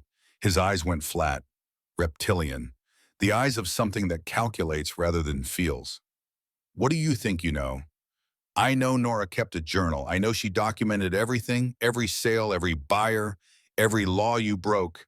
I know she gave it to someone for safekeeping before you killed her. Warren took 3 fast steps forward, closed the distance. His hand shot out and grabbed Rose's wrist. Squeezed. The bones ground together and Rose felt the world narrow to a single white point of pain. Where is it? Not here. Where gone? I sent it to the marshal. Same letter you're so worried about. Rose was bluffing. The journal was in Eliza's dress shop, the copy in a hollowed-out dictionary 10 feet from where they stood. But Warren did not know that, and the bluff bought her seconds, which was all she had. You're lying, Warren said. Am I? Nora wrote about you pushing her down the stairs, about Joey Gatlin seeing it through the window, about Doc Wyatt knowing the injuries didn't match a fall. It's all documented, Warren. Every crime, every murder, every piece of evidence that's going to put a rope around your neck. Warren's grip tightened. Rose felt something in her wrist give way, a bright, sharp snap of pain that traveled up her arm like lightning through a dead tree. She gasped, could not help it. Warren's smile came back. The pain had pleased him. Rose understood with the clarity that comes from having survived a man like this before that her suffering was not a byproduct of Warren's goals. It was the goal. The rest of it, the money, the power, the careful architecture of control, was just scaffolding around the central pleasure of causing pain. You stupid girl, he said. His voice was almost affectionate. Do you really think a journal will matter? I own this town. I own the sheriff, the judge, the doctor. I own every person who could testify against me. Even if the marshal comes, even if he investigates, it will be my word against a dead woman's diary and the ravings of my mentally unstable wife. Then you have nothing to worry about, Rose said through clenched teeth. Let me go. I'm not worried. Warren pulled her closer, close enough that she could smell his cologne, expensive and sharp, the smell he would associate with violence for the rest of her life. I'm angry. There's a difference. And you are going to pay for every moment of inconvenience you have caused me. The door slammed open. Ethan Holloway stood in the doorway. chest heaving, rifle in his hands. His face held the expression Rose had seen on the porch that first day, not anger, not fear, but the flat, bottomless calm of a man who has already decided what he is willing to lose.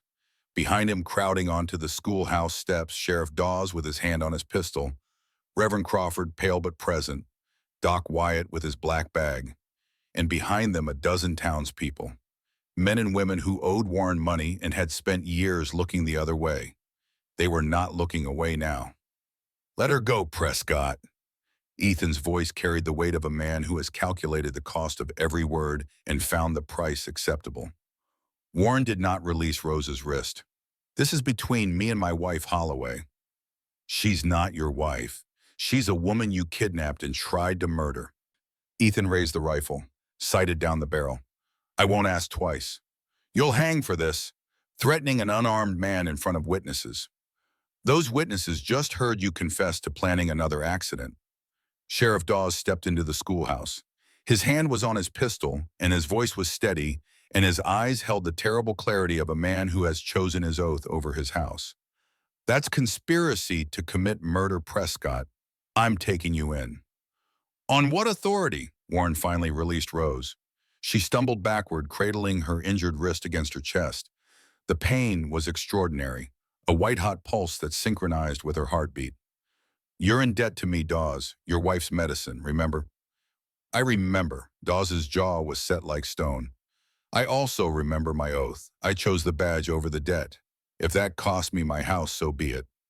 Warren looked around the room, at the faces in the doorway, people he had controlled with money and fear for years.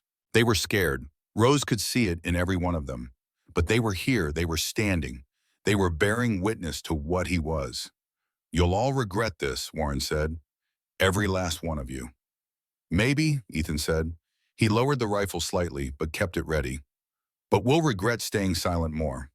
Warren straightened his coat, smoothed his hair, rebuilt his mask piece by piece the way a man reassembles a weapon he has been forced to reveal too early. He looked at Rose one last time. "You think you've won. You haven't. The marshal won't come, and even if he does, he won't find anything. I've been very careful." "Nora was careful too," Rose said. Her voice came out ragged, broken, filtered through pain. "She wrote everything down, and I made sure it survived her." Something behind Warren's eyes shifted. Not fear. He was not capable of fear in the way ordinary people experienced it, but calculation, reassessment.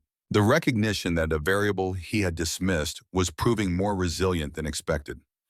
He walked past Ethan, past the sheriff, past the crowd, and disappeared into the February afternoon. Doc Wyatt was at Rose's side before Warren's hoofbeats faded. He examined her wrist with gentle hands. "Fractured, not broken clean, but you'll need it splinted." He worked quickly, wrapping the wrist tight, securing a thin piece of wood against the bone. "You're either the bravest woman I've ever met or the most foolhardy."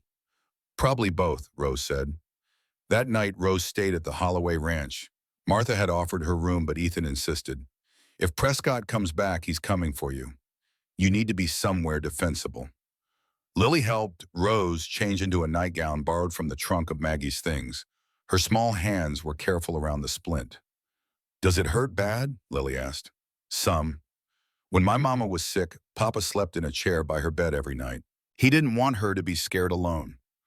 Lily smoothed the quilts with the practiced tenderness of a child who has been both cared for and caretaker. "Are you scared?" "Yes. Papa won't let the bad man hurt you." Lily's voice held the absolute certainty of childhood faith. "He promised." After Lily fell asleep, Rose could not rest. The pain in her wrist was a living thing pulsing with every heartbeat. She wrapped the quilt around her shoulders and went to the porch where Ethan sat with his rifle across his knees, watching the road the way a man watches a horizon that has produced too many storms. He did not look surprised to see her, just shifted over on the bench. They sat in silence. The sky was enormous, blacker and wider than any sky Rose had seen in Boston, filled with stars so thick and close they seemed to hum. An owl called from the tree line. A lamb bleated in the pen. The sounds of a ranch at night, sounds that Maggie Holloway had loved, sounds that Ethan heard every night alone. "Tell me about Maggie," Rose said. "Not a demand, an offering, an invitation to share grief with someone who understood what it cost to carry it. Ethan was quiet so long Rose thought he would not answer. His hands rested on the rifle. His eyes stayed on the road. Then he began to speak slowly the way a man speaks when he is opening a door he has kept locked for 2 years and is not entirely sure what he will find on the other side. I met her at a church social in Cheyenne. I was 23. She was 20. She had red hair and a laugh that carried across a room and opinions about everything, especially things she knew nothing about. The ghost of a smile crossed his face. She got into an argument with a cattle rancher once about the superiority of sheep. Won too. Not because she was right, because she was funnier. He told Rose about building the house together, how Maggie insisted on a window facing east because she wanted to see the sunrise every morning, how she sang while she worked, badly, off-key, hymns mixed with dance hall songs her mother had taught her, how when Lily was born, Maggie held the baby and said, "She looks like a flower that isn't finished blooming yet." And then he told Rose about the fever, how it came fast in September when the leaves were turning and the air smelled like the world was ending one color at a time. 3 days from the first cough to the last breath. He boiled water, changed cloths, prayed. "She told me not to be angry," Ethan said. His voice was steady. His hands on the rifle stock were white at the knuckles. Said anger was a waste of time. Said I should teach Lily to laugh. That was the last thing she said to me. Teach Lily to laugh. Rose did not say she was sorry. She had received too many hollow condolences in the last 3 weeks to offer one herself. Instead, she said, "Does Lily laugh?" Ethan's breath caught. A small sound. The sound a wall makes when the first crack appears. Every day, loud enough for both of us. They sat on the porch until the stars began to fade and the eastern sky turned gray. Neither of them slept. Neither of them needed to. Something had passed between them in the dark, carried on words about a dead woman and a living child, and the particular alchemy of grief shared with someone who does not try to fix it but simply agrees to hold part of the weight. Not love, not yet, but the soil in which love might grow if given enough time and enough courage and enough willingness to be broken in front of another person.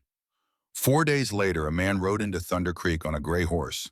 He wore a long coat and a silver star pinned to his vest, and the expression of someone who had spent 3 decades tracking bad men across territory that did not always want them tracked. United States Marshal Thomas Ridgway out of Cheyenne come to investigate allegations of illegal arms dealing, murder, and conspiracy.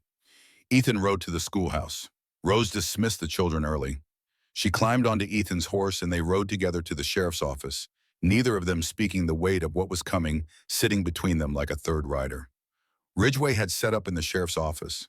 He was maybe 50, gray at the temples, eyes that had seen too many bad men do too many bad things and had stopped being surprised by any of it. "Miss Caldwell," he stood when Rose entered, gestured to a chair. "I received your letter." He tapped a stack of papers on the desk. "I've also received sworn statements from Martha Kincaid, Eliza Fairchild, and Joseph Gatlin. I've examined the journal." He leaned back, studied Rose the way a man studies a bridge before deciding whether to cross it. "You've built a strong case, but I need to be clear about something. Warren Prescott is a wealthy man with powerful friends. Taking him down won't be easy. His lawyers will paint you as a scorned woman, a lunatic, a liar. They'll drag your name through every gutter between here and Washington. They can't make me wish I hadn't spoken up. Are you sure about that? I've already lived through the worst thing Warren Prescott can do to a woman." Rose met the marshal's eyes. "Everything else is just noise." Ridgway studied her for a long moment. Then he nodded. "All right, here's what happens next. I'm riding to Prescott Manor with Sheriff Dawes and 2 deputies I brought from Cheyenne. We're going to arrest Warren Prescott on federal charges of illegal arms dealing and conspiracy to commit murder. I need you to stay here. Stay safe. If this goes wrong, if Prescott gets word and runs, I need someone alive who can testify." Rose wanted to argue, wanted to be there when they put handcuffs on Warren, wanted to see his face when he realized that the woman he had left to die in a hunting cabin had not died at all, but had instead dismantled his empire with 43 cents and a borrowed dress and the refusal to be silent. But she understood strategy. She was the witness, the evidence she needed to survive. "I'll stay." Ridgway left with Dawes and the deputies. Rose sat in the quiet office and waited. Ethan stood by the window rifle within reach watching the street. 3 hours. Time moved the way cold honey moves thick and reluctant. Then hoofbeats. 4 horses coming fast. Rose rushed to the window. Ridgway dismounted first. Then Dawes, then the deputies. And between them, hands bound behind his back, face blank with shock, and a fury so pure it seemed to generate its own heat, Warren Ashford Prescott. He had tried to run, made it about 50 feet before a deputy roped him like a steer. It would have been funny if it were not the culmination of 5 years of murder and silence, and women who never got to see their tormentor in chains. At Prescott Manor, they had found everything. Crates of rifles in the basement, bills of sale in his office, correspondence with known criminals. Nora's journal had led them to every locked drawer, every hidden compartment, every piece of evidence that Warren had believed was beyond discovery. As the deputies led Warren toward the holding cell, he stopped, turned his head, looked at Rose through the office window, and smiled. The smile was worse than any threat he had made. It was confident, amused. The smile of a man who has lost a hand of cards but knows he has marked the deck. "You think this ends here," Warren said. His voice was quiet enough that Rose had to read his lips through the glass. "Judge Whitaker in Cheyenne has dined at my table. He'll dismiss every charge before you finish your opening statement." He turned to Ethan, who had come to stand beside Rose. "And that mortgage Holloway, I've already sold it. Collections firm in Denver, Barker and Associates. They'll take your ranch whether I hang or not." Ridgway grabbed Warren's arm and pulled him toward the cell, but the damage was done. The words hung in the air the way gun smoke hangs after a shot, acrid, slow to clear, impossible to ignore. Rose turned to Ethan. His jaw was set. His knuckle scars were white.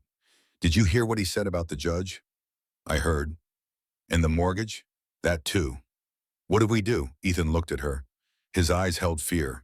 Real fear, the kind he had not allowed himself to feel since Maggie died, because fear meant caring about something enough to lose it. He was afraid. Not for himself. For Lily. For the ranch. For this woman standing beside him who had walked out of a blizzard and into his life and made him remember what it felt like to fight for something other than survival. "We fight," Ethan said. "Same as before. Same as always." Rose looked out the window. Warren was gone, led into the back of the building. But his presence lingered the way a bruise lingers in visible pressure on damaged tissue pain that surfaces when you press too hard on the wrong spot. He was arrested, he was in chains, and he was still somehow winning. The judge was bought, the mortgage was sold, the trial would be a battlefield where money fought truth and money almost always won. Rose thought about Nora's journal, about the final entry written the night before she died. Please do not let him win. She would not. But winning, she was beginning to understand, would cost more than she had imagined. More than 43 cents. More than a teaching job and a borrowed dress in the support of a town that was only now learning how to stand up. It would cost everything she had, and possibly everything Ethan had too. Outside the sheriff's office, the sun was setting over Thunder Creek. The sky was the color of a fresh bruised purple at the edges, yellow at the center, darkening toward a black that promised nothing but cold. Spring was weeks away. The trial was weeks away. And Warren Prescott, even in chains, was not finished. The 8 weeks between Warren Prescott's arrest and his trial were the longest of Rose Caldwell's life. She taught school every day. Reverend Crawford had quietly reinstated her the morning after Warren was led away in handcuffs, appearing at the schoolhouse door with a termination letter in one hand and a match in the other. He lit the paper, dropped it in the snow, and watched it burn without saying a word. When the ashes stopped smoking, he looked at Rose and said, "I should have done that the day he brought it to me. I'm sorry." Rose accepted the apology the way she accepted most things now, with grace, without illusion. The children sensed the shift in the town's mood. They asked fewer questions about Warren Prescott and more questions about fractions. Tommy Gatlin brought lunch to school every day, now a development that coincided with Martha Kincaid's announcement that any child who arrived hungry would find a biscuit waiting on her porch, no questions asked. Daniel Prescott, who had been placed in the temporary custody of Doc Wyatt and his wife Helen, began sitting closer to the other children during lessons. He still did not speak much, but he had stopped drawing houses with locks on the doors. Now he drew horses. 3 weeks before the trial, the first crisis struck. Joey Gatlin found Rose outside the schoolhouse, his face white. His hands were shaking. He was 14 now, his voice settling into the lower register that would carry him through manhood. But in this moment, he looked 10 years old again. 10 years old and standing in an alley behind Prescott Manor, watching a woman fall. "Pa says I can't testify." Joey's voice cracked. "Mr. Briggs came to the store last night. Said if I take that witness stand, they'll call in the mortgage. $500. We'll lose everything." Harlan Briggs, Warren's enforcer, a man with a thick neck and cold eyes who had stayed behind in Thunder Creek like a snake left to guard an empty nest. Rose looked at Joey, at this boy who had carried a dead woman's truth for 2 years because his father told him silence was the price of survival. At the weight of it pressing on his shoulders, bending him, threatening to break what Warren Prescott's fists had never reached. "Give me the afternoon," Rose said. "Don't decide anything yet." She went to the general store during her lunch break. Silas Gatlin stood behind the counter, a tired man in his 40s with Joey's dark hair and Tommy's 2 old eyes.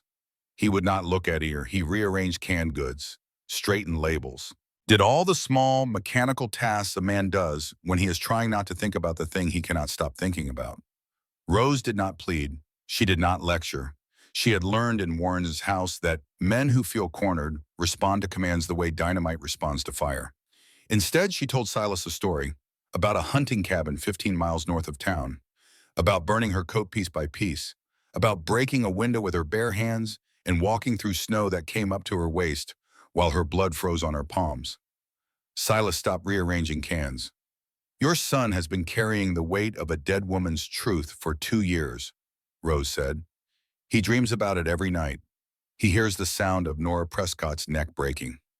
That weight is killing him, Mr. Gatlin. Slowly from the inside. The only way to set him free is to let him speak." Silas was quiet for a very long time. The clock on the wall ticked. A fly buzzed against the window. "If we lose this store," he said, "my boys go hungry.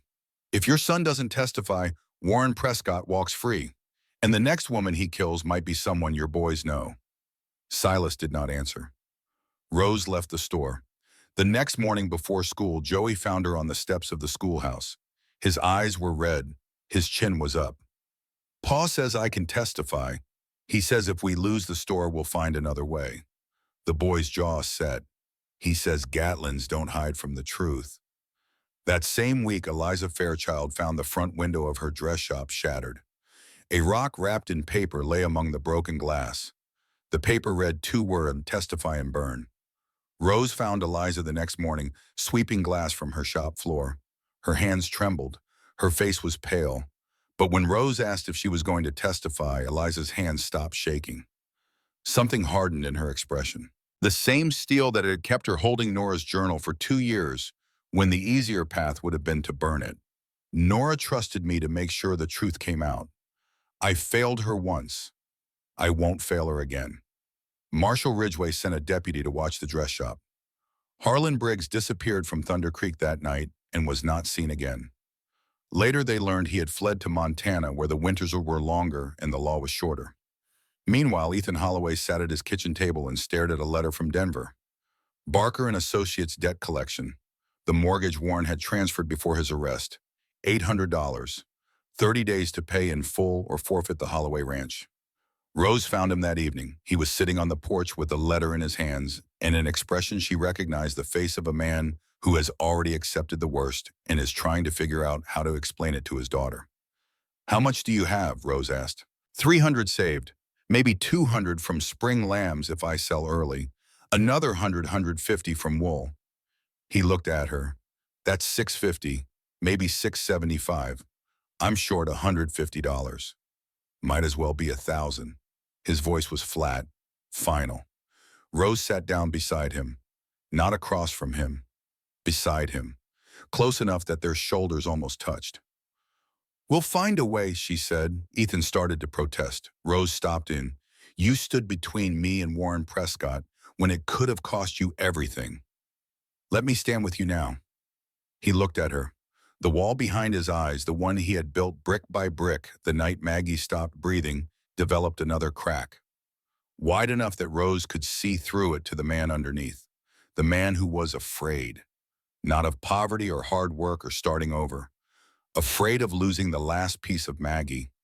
The house she had insisted on, the window that faced east, the land where Lily had taken her first steps. You don't owe me anything, Rose. This isn't about debt. It's about partnership. It was the first time either of them had used that word. It hung between them in the evening air, fragile and enormous, carrying more weight than any word had a right to carry. The trial took place in Cheyenne 8 weeks after Warren's arrest. The courthouse smelled of wood polish and old paper, and the particular kind of desperation that accumulates in rooms where lives are decided by 12 strangers. Rose, Ethan, and Lily made the journey together. 2 days by wagon. They camped one night under stars that were the same stars they had watched from the ranch porch. But these stars felt different, charged, heavy with the weight of what was coming. On the first morning, Warren's lawyers filed a motion to dismiss all charges. The motion was presented to Judge Cornelius Whitaker, who presided over the federal court in Cheyenne and who had, as Warren promised, dined at his table many times. Whitaker looked ready to grant the motion. He questioned the journal's chain of custody. He called the witnesses residents of a small town with obvious grievances against the defendant. He suggested the prosecution's case was circumstantial at best. Rose sat in the gallery and felt her stomach drop. This was what Warren had warned about, his money reaching from a jail cell to strangle justice before it drew its first breath. But Marshal Ridgway had anticipated this. He stood addressed the court and presented a letter bearing the seal of the United States Attorney General's office in Washington, D.C. The illegal arms dealing had drawn federal attention at the highest levels.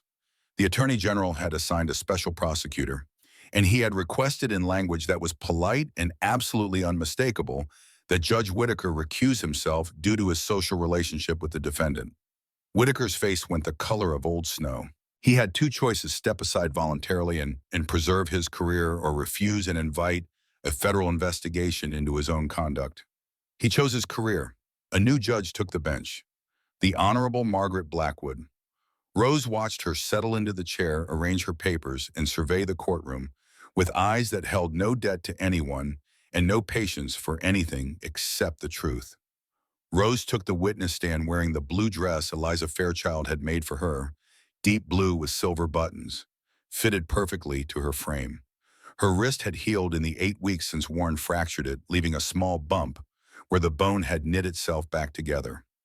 A scar, a reminder, proof. The federal prosecutor walked her through her story, the advertisement, the forged signature, Thunder Creek Station, the wedding, the first night when Warren locked the door and became someone she had never met, the hunting cabin, the cold, the window she broke with her bare hands. The 6 miles through the snow. Rose spoke for 2 hours. Her voice was steady. Her eyes never left the jury. Then the defense attorney stood. His name was Aldridge. He was expensive and sharp and had been brought from St. Louis for the specific purpose of dismantling Rose Caldwell on the witness stand. He tried 3 times. First, he painted her as an opportunist, a shopkeeper's daughter with no money and no prospects, who answered a mail-order advertisement out of desperation, then invented abuse claims when the marriage did not meet her expectations. Rose answered, "My expectation was to not be strangled on my wedding night.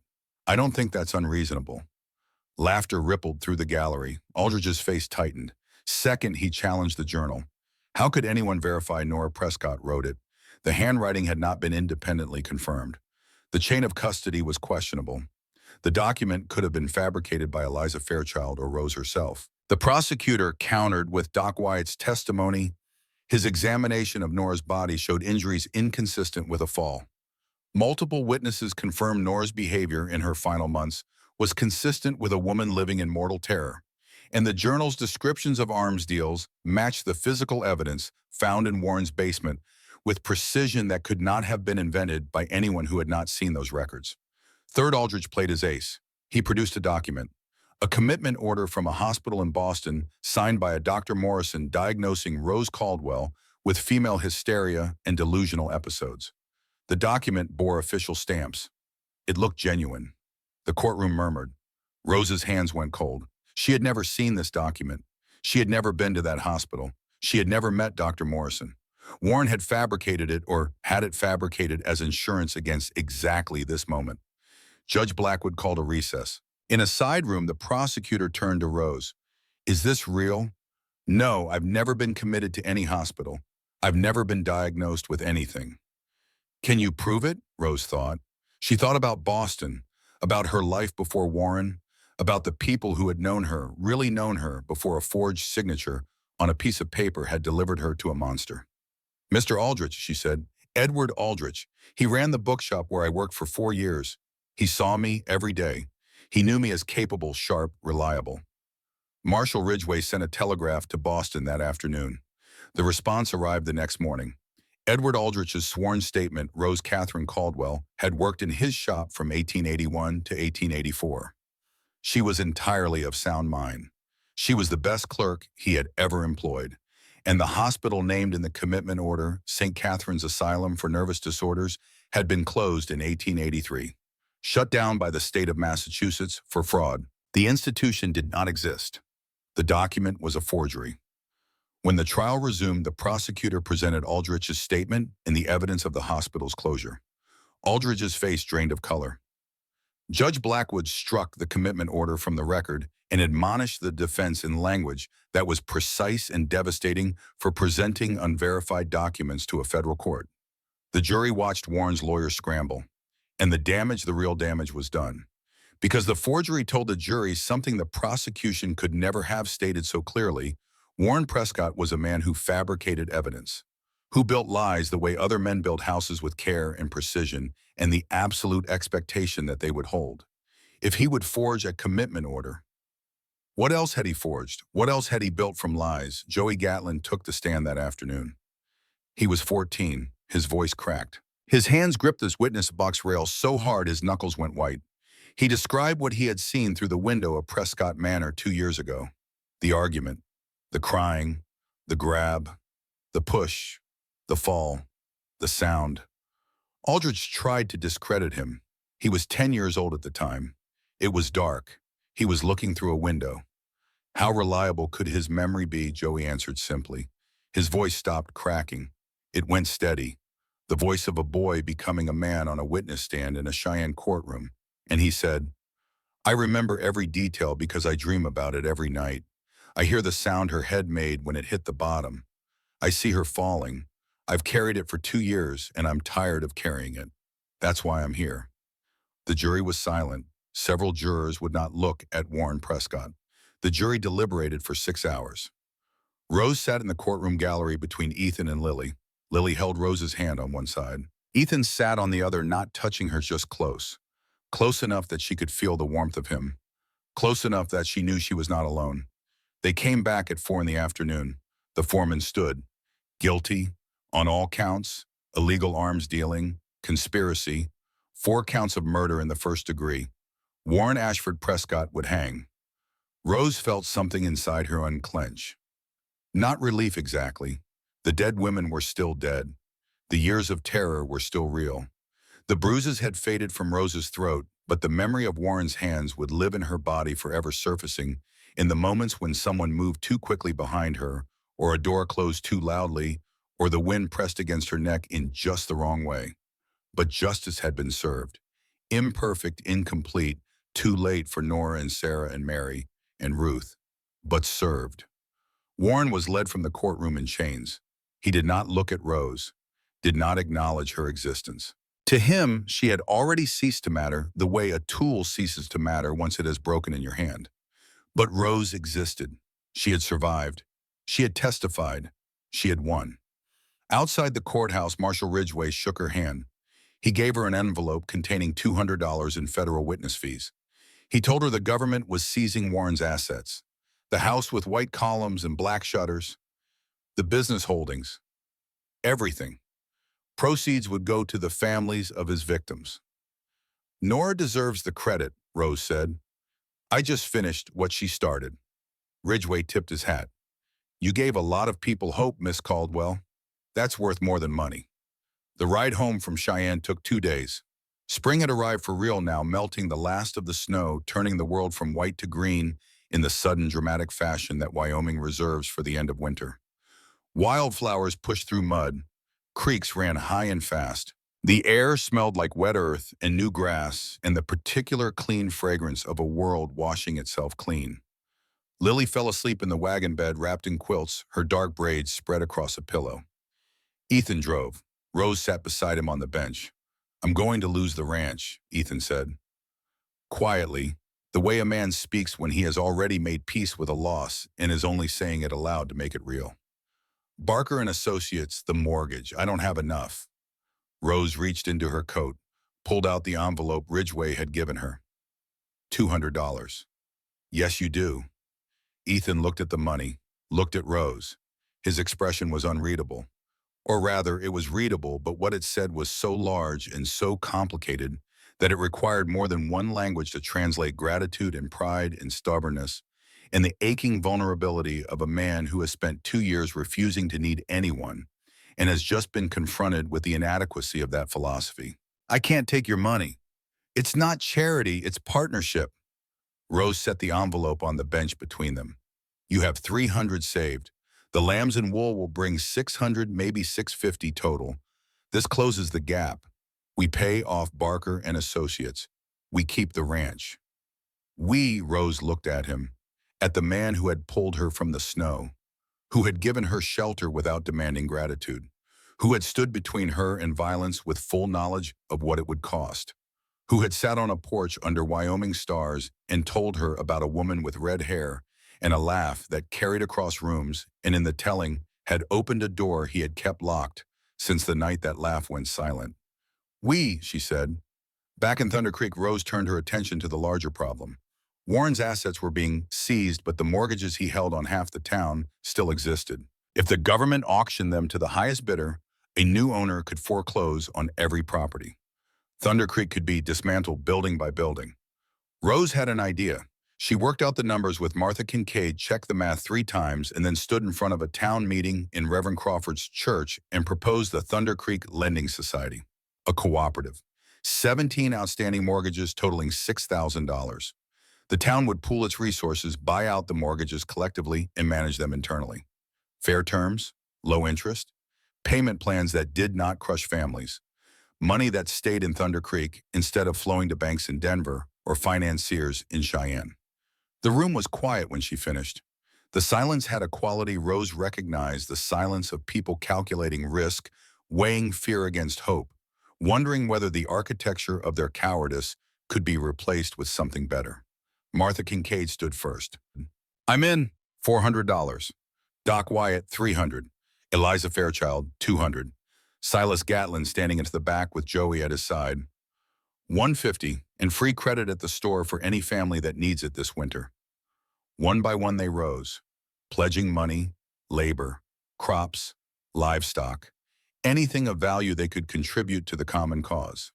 By the end of the meeting, they had raised enough to cover every mortgage Warren Prescott had held, plus a small surplus for emergencies.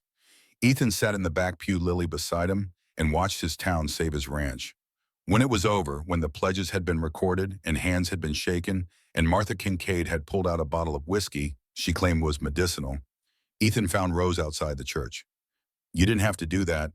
Yes, I did. It's more than the ranch, Rose. It's hope. It's proof that people can build something better. Rose thought about Nora's journal, about a woman who died trying to expose the truth. This is how we honor her. Ethan smiled, not the almost smile, the ghost smile, the twitch at the corners that Rose had learned to watch for the way a sailor watches for shifts in wind. A real smile, full and unguarded and transformative, the smile of a man who has remembered after 2 years of forgetting what joy feels like. Spring deepened into summer. Summer ripened into something that smelled like cut hay and warm earth and the sweet lanolin scent of newly shorn sheep. The changes accumulated in small moments. Ethan left a book on Rose's desk at the schoolhouse. Emerson's Essays. No note. Rose knew it was from him because no one else in Thunder Creek would think to buy Emerson, and because the book smelled faintly of pine sap and wool, which was Ethan's scent, which she had noticed on the first day and had not stopped noticing since. Rose helped with the spring lambing, delivered her first lamb at 3 in the morning, kneeling in straw, her hands slick with blood and birth and the miraculous warmth of new life arriving in the cold. She held the lamb while Ethan cleaned it, and she was laughing with exhaustion and wonder and something she could not name, and Ethan watched her and said, "You're a natural." I'm covered in sheep. Same thing in Wyoming. Lily, who had inherited her mother's talent for strategic scheming and her father's inability to be subtle about it, orchestrated encounters with the transparent plotting of an 8-year-old matchmaker. She invited Rose to Sunday supper. She asked Rose to help with homework she clearly already understood. She accidentally left Rose's scarf at the ranch, requiring Rose to come back for it. She accidentally left it again the following week. One evening, Ethan was repairing the porch railing, the one where he had left the little carved horse months ago. Rose picked it up, turned it in her hands. The wood was smooth, warm from the sun. "Did you make this?" "Maggie taught me to whittle. I carve when I can't sleep." "You must not sleep much. It's beautiful." Ethan looked at her. His eyes held things his mouth had not yet learned to say. Things that lived below language in the territory where grief and hope share a border, and the crossing between them is unmarked and unguarded. "Keep it," he said. "I'll make another." The turning point came on a warm May evening. Rose had been at the ranch helping Lily with a history essay about the American Revolution. Lily had gone to bed. Ethan walked Rose to the gate the way he always did, and they stood in the space between his world and hers.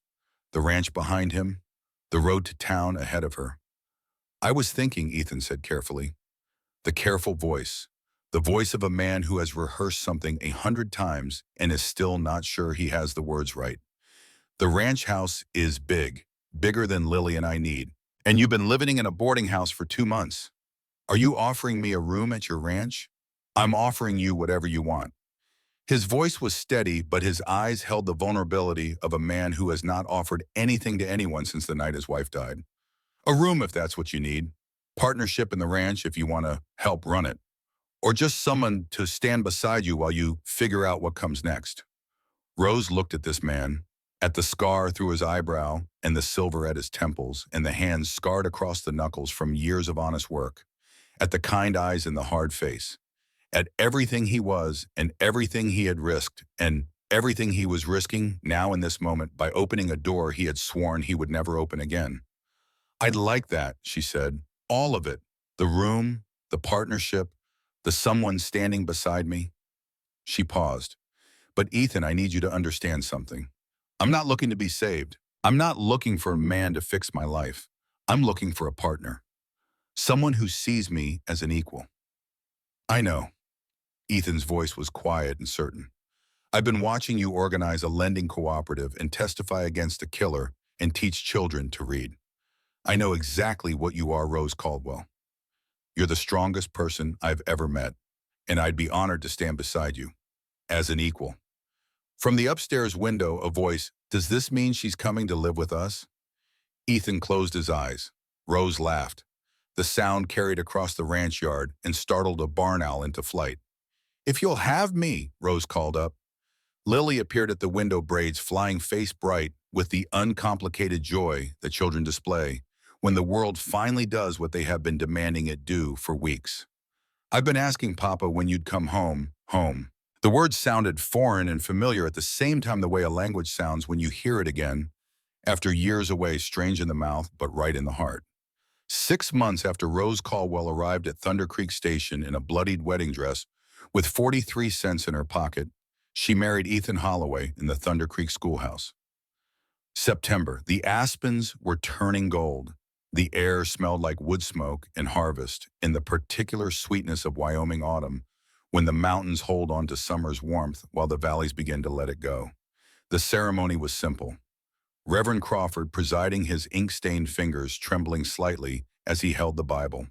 Martha Kincaid as witness, standing ramrod straight in her best dress, which was also her only dress. Lily as flower girl, carrying armfuls of wildflowers she had picked that morning from the meadow behind the ranch, purple asters and goldenrod and late-blooming columbine. The whole town attended. They crammed into the schoolhouse and stood along the walls and spilled out through the door onto the steps. The same schoolhouse where Rose had taught her first class with bruises on her throat. The same room where Warren Prescott had cornered her and broken her wrist. The same building where she had written the names of dead women on a piece of paper and decided that silence was no longer something she could afford. Rose wore the blue dress Eliza Fairchild had made, deep blue with silver buttons, fitted perfectly to her frame. Her wrist had healed, leaving a small bump where the bone had knit itself back together. She would carry that bump for the rest of her life, the way soldiers carry shrapnel, a foreign object lodged in the body, harmless now a souvenir of a war she had survived. Ethan wore a black suit borrowed from Doc Wyatt. His beard was freshly trimmed. His boots were polished for the first time since Maggie's funeral. His eyes were steady and kind and terrified and hopeful, and everything else a man's eyes can be when he is standing in front of a room full of people and preparing to do the most dangerous thing a human being can do, trust someone with his heart. When Reverend Crawford asked if he took this woman to be his lawful wedded wife, Ethan said, "I do," without hesitation. When Crawford asked Rose the same question, she looked at Ethan, at Lily, at the town that had stood with her when standing with her cost something. She thought about the girl who had stumbled off a train 3 seasons ago, broken, bleeding, carrying 43 cents and the stubborn conviction that she deserved more than what had been done to her. "I do," she said, her voice carried through the schoolhouse, strong and certain. "I choose this freely. For the first time in my life, I am choosing my own future." Ethan kissed her, not the desperate grab of possession that she had known in Warrena's house. Something else entirely. The gentle press of partnership, of two people who had found each other in the wreckage of separate catastrophes and decided with full knowledge of the risks to build something together. The town cheered. Lily threw wildflowers. Martha Kincaid cried into her handkerchief. Doc Wyatt shook Ethan's hand so vigorously that Rose feared for his aging joints. Joey Gatlin played fiddle, and the music was imperfect and beautiful in the way that imperfect things are often the most beautiful things. Tommy Gatlin, no longer thin and hungry, sat on his brother's shoulders and clapped along. Daniel Wyatt, as he was now called, sat on Helen Wyatt's lap and watched the dancing with wide eyes and the beginning of a smile. As the sun set and the dancing continued, Rose slipped away. She walked to the church cemetery. The headstones stood in neat rows tilted slightly by frost and time, the same crooked teeth she had noticed on her first walk through Thunder Creek when she was dying and did not know yet that she would live. She found the one she was looking for. Eleanor Nora Prescott, 1861 to 1883, beloved wife. Rose knelt in the grass. The September sun was low. The aspens rustled in the breeze, their golden leaves catching the light and throwing it back in patterns that looked like scattered coins. "Thank you," Rose said quietly, "for writing it down, for trusting Eliza, for fighting until the very end, even when you must have known it might not be enough." She touched the stone. The granite was warm from the day's sun. "I finished what you started. He can't hurt anyone else now." She stayed a moment longer, listening to the fiddle music from town carried on the wind, listening to the aspens, listening to the silence that lives in graveyards, which is not the terrible silence of a room where someone has stopped breathing, but the gentler silence of things that have been said and cannot be unsaid. Rose stood, brushed dirt from her blue dress. Ethan was waiting at the edge of the cemetery, Lily beside him. They did not ask what she had been doing. They just fell into step beside her, the three of them walking together, and Rose thought, this is what it means to be known. To have people who wait for you at the edge of your grief and do not ask you to explain it, who simply walk beside you toward whatever comes next. 30 years later, on a September morning in 1915, Rose Holloway stood on the porch of the ranch house and watched the sun rise through the east-facing window that Maggie had insisted on. The same window, the same sunrise. The same mountains, patient and enormous, holding the sky the way they had held it before any of them were born and would hold it long after all of them were gone. The ranch had grown. The original 40 acres had become 300, expanded through careful purchase and good husbandry, and the particular stubbornness that Rose and Ethan had contributed to every endeavor in equal measure. The flock numbered over 200 sheep now. The barn had been rebuilt twice. There were 2 new outbuildings, a larger chicken coop, and a proper schoolhouse on the property where Rose had taught the Holloway grandchildren their letters before sending them into town for formal education. The Thunder Creek Lending Society, which Rose had founded in a church meeting 30 years ago, still operated. It had funded 17 businesses, 12 home purchases, and the construction of a new schoolhouse. That bore a brass plaque reading, "In memory of the women of Thunder Creek who came before us." Their names were listed beneath Ruth Hensley, Sarah Whitfield, Mary Pemberton, Eleanor Prescott. Lily Holloway was 38 now and ran the general store that Silas Gatlin had sold to her when he retired. She had married a rancher from Casper named William Harris, a quiet man who reminded Rose of Ethan in ways that were both comforting and slightly disconcerting. They had 3 children. The oldest, a girl named Margaret, after the grandmother she never knew, had Rose's sharp mind and Ethan's blue eyes and a talent for mathematics that had earned her a place at the new women's college in Laramie. Joey Gatlin had become a lawyer, studied law in Cheyenne, passed the bar, and returned to Thunder Creek to open a practice dedicated to representing people who could not otherwise afford representation. He still played fiddle at town dances. He still dreamed about the falling woman sometimes, but less often now. And when he woke from those dreams, he wrote letters to his clients instead of lying in the dark listening to echoes. Tommy Gatlin was the new school teacher. He had grown tall and broad and gentle the way malnourished children sometimes grow when they are finally given enough food and enough love. He taught reading and writing and arithmetic and history, and on Fridays the importance of looking out for people who need help. He told his students that lesson came from a woman named Miss Caldwell, who had taught in this very schoolhouse before any of them were born. Daniel Wyatt, adopted son of Doc Benjamin, and Helen Wyatt had become a doctor himself.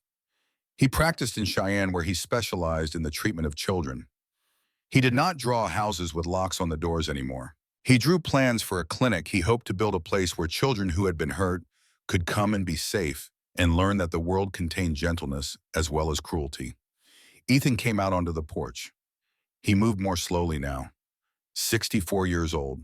His hair was silver where it had once been dark, and his beard was white, and his hands, still scarred across the knuckles, had developed the stiffness that comes from decades of working in cold weather with wire and wood.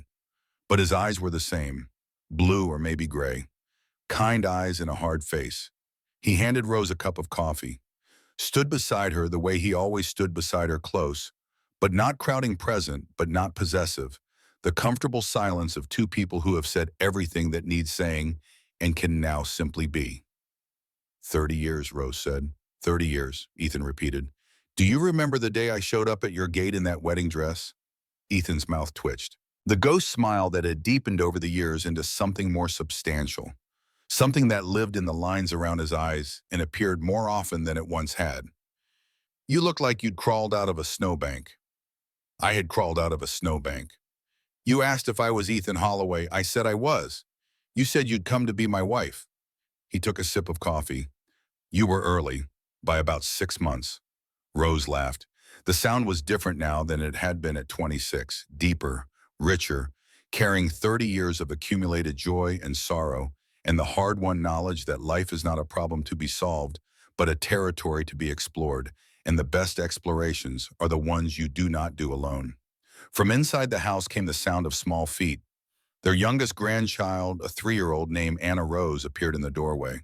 She had Lily's dark braids and Maggie's red highlights, and Rose's stubborn chin and Ethan's serious eyes. She was holding a wooden horse that her grandfather had carved for her.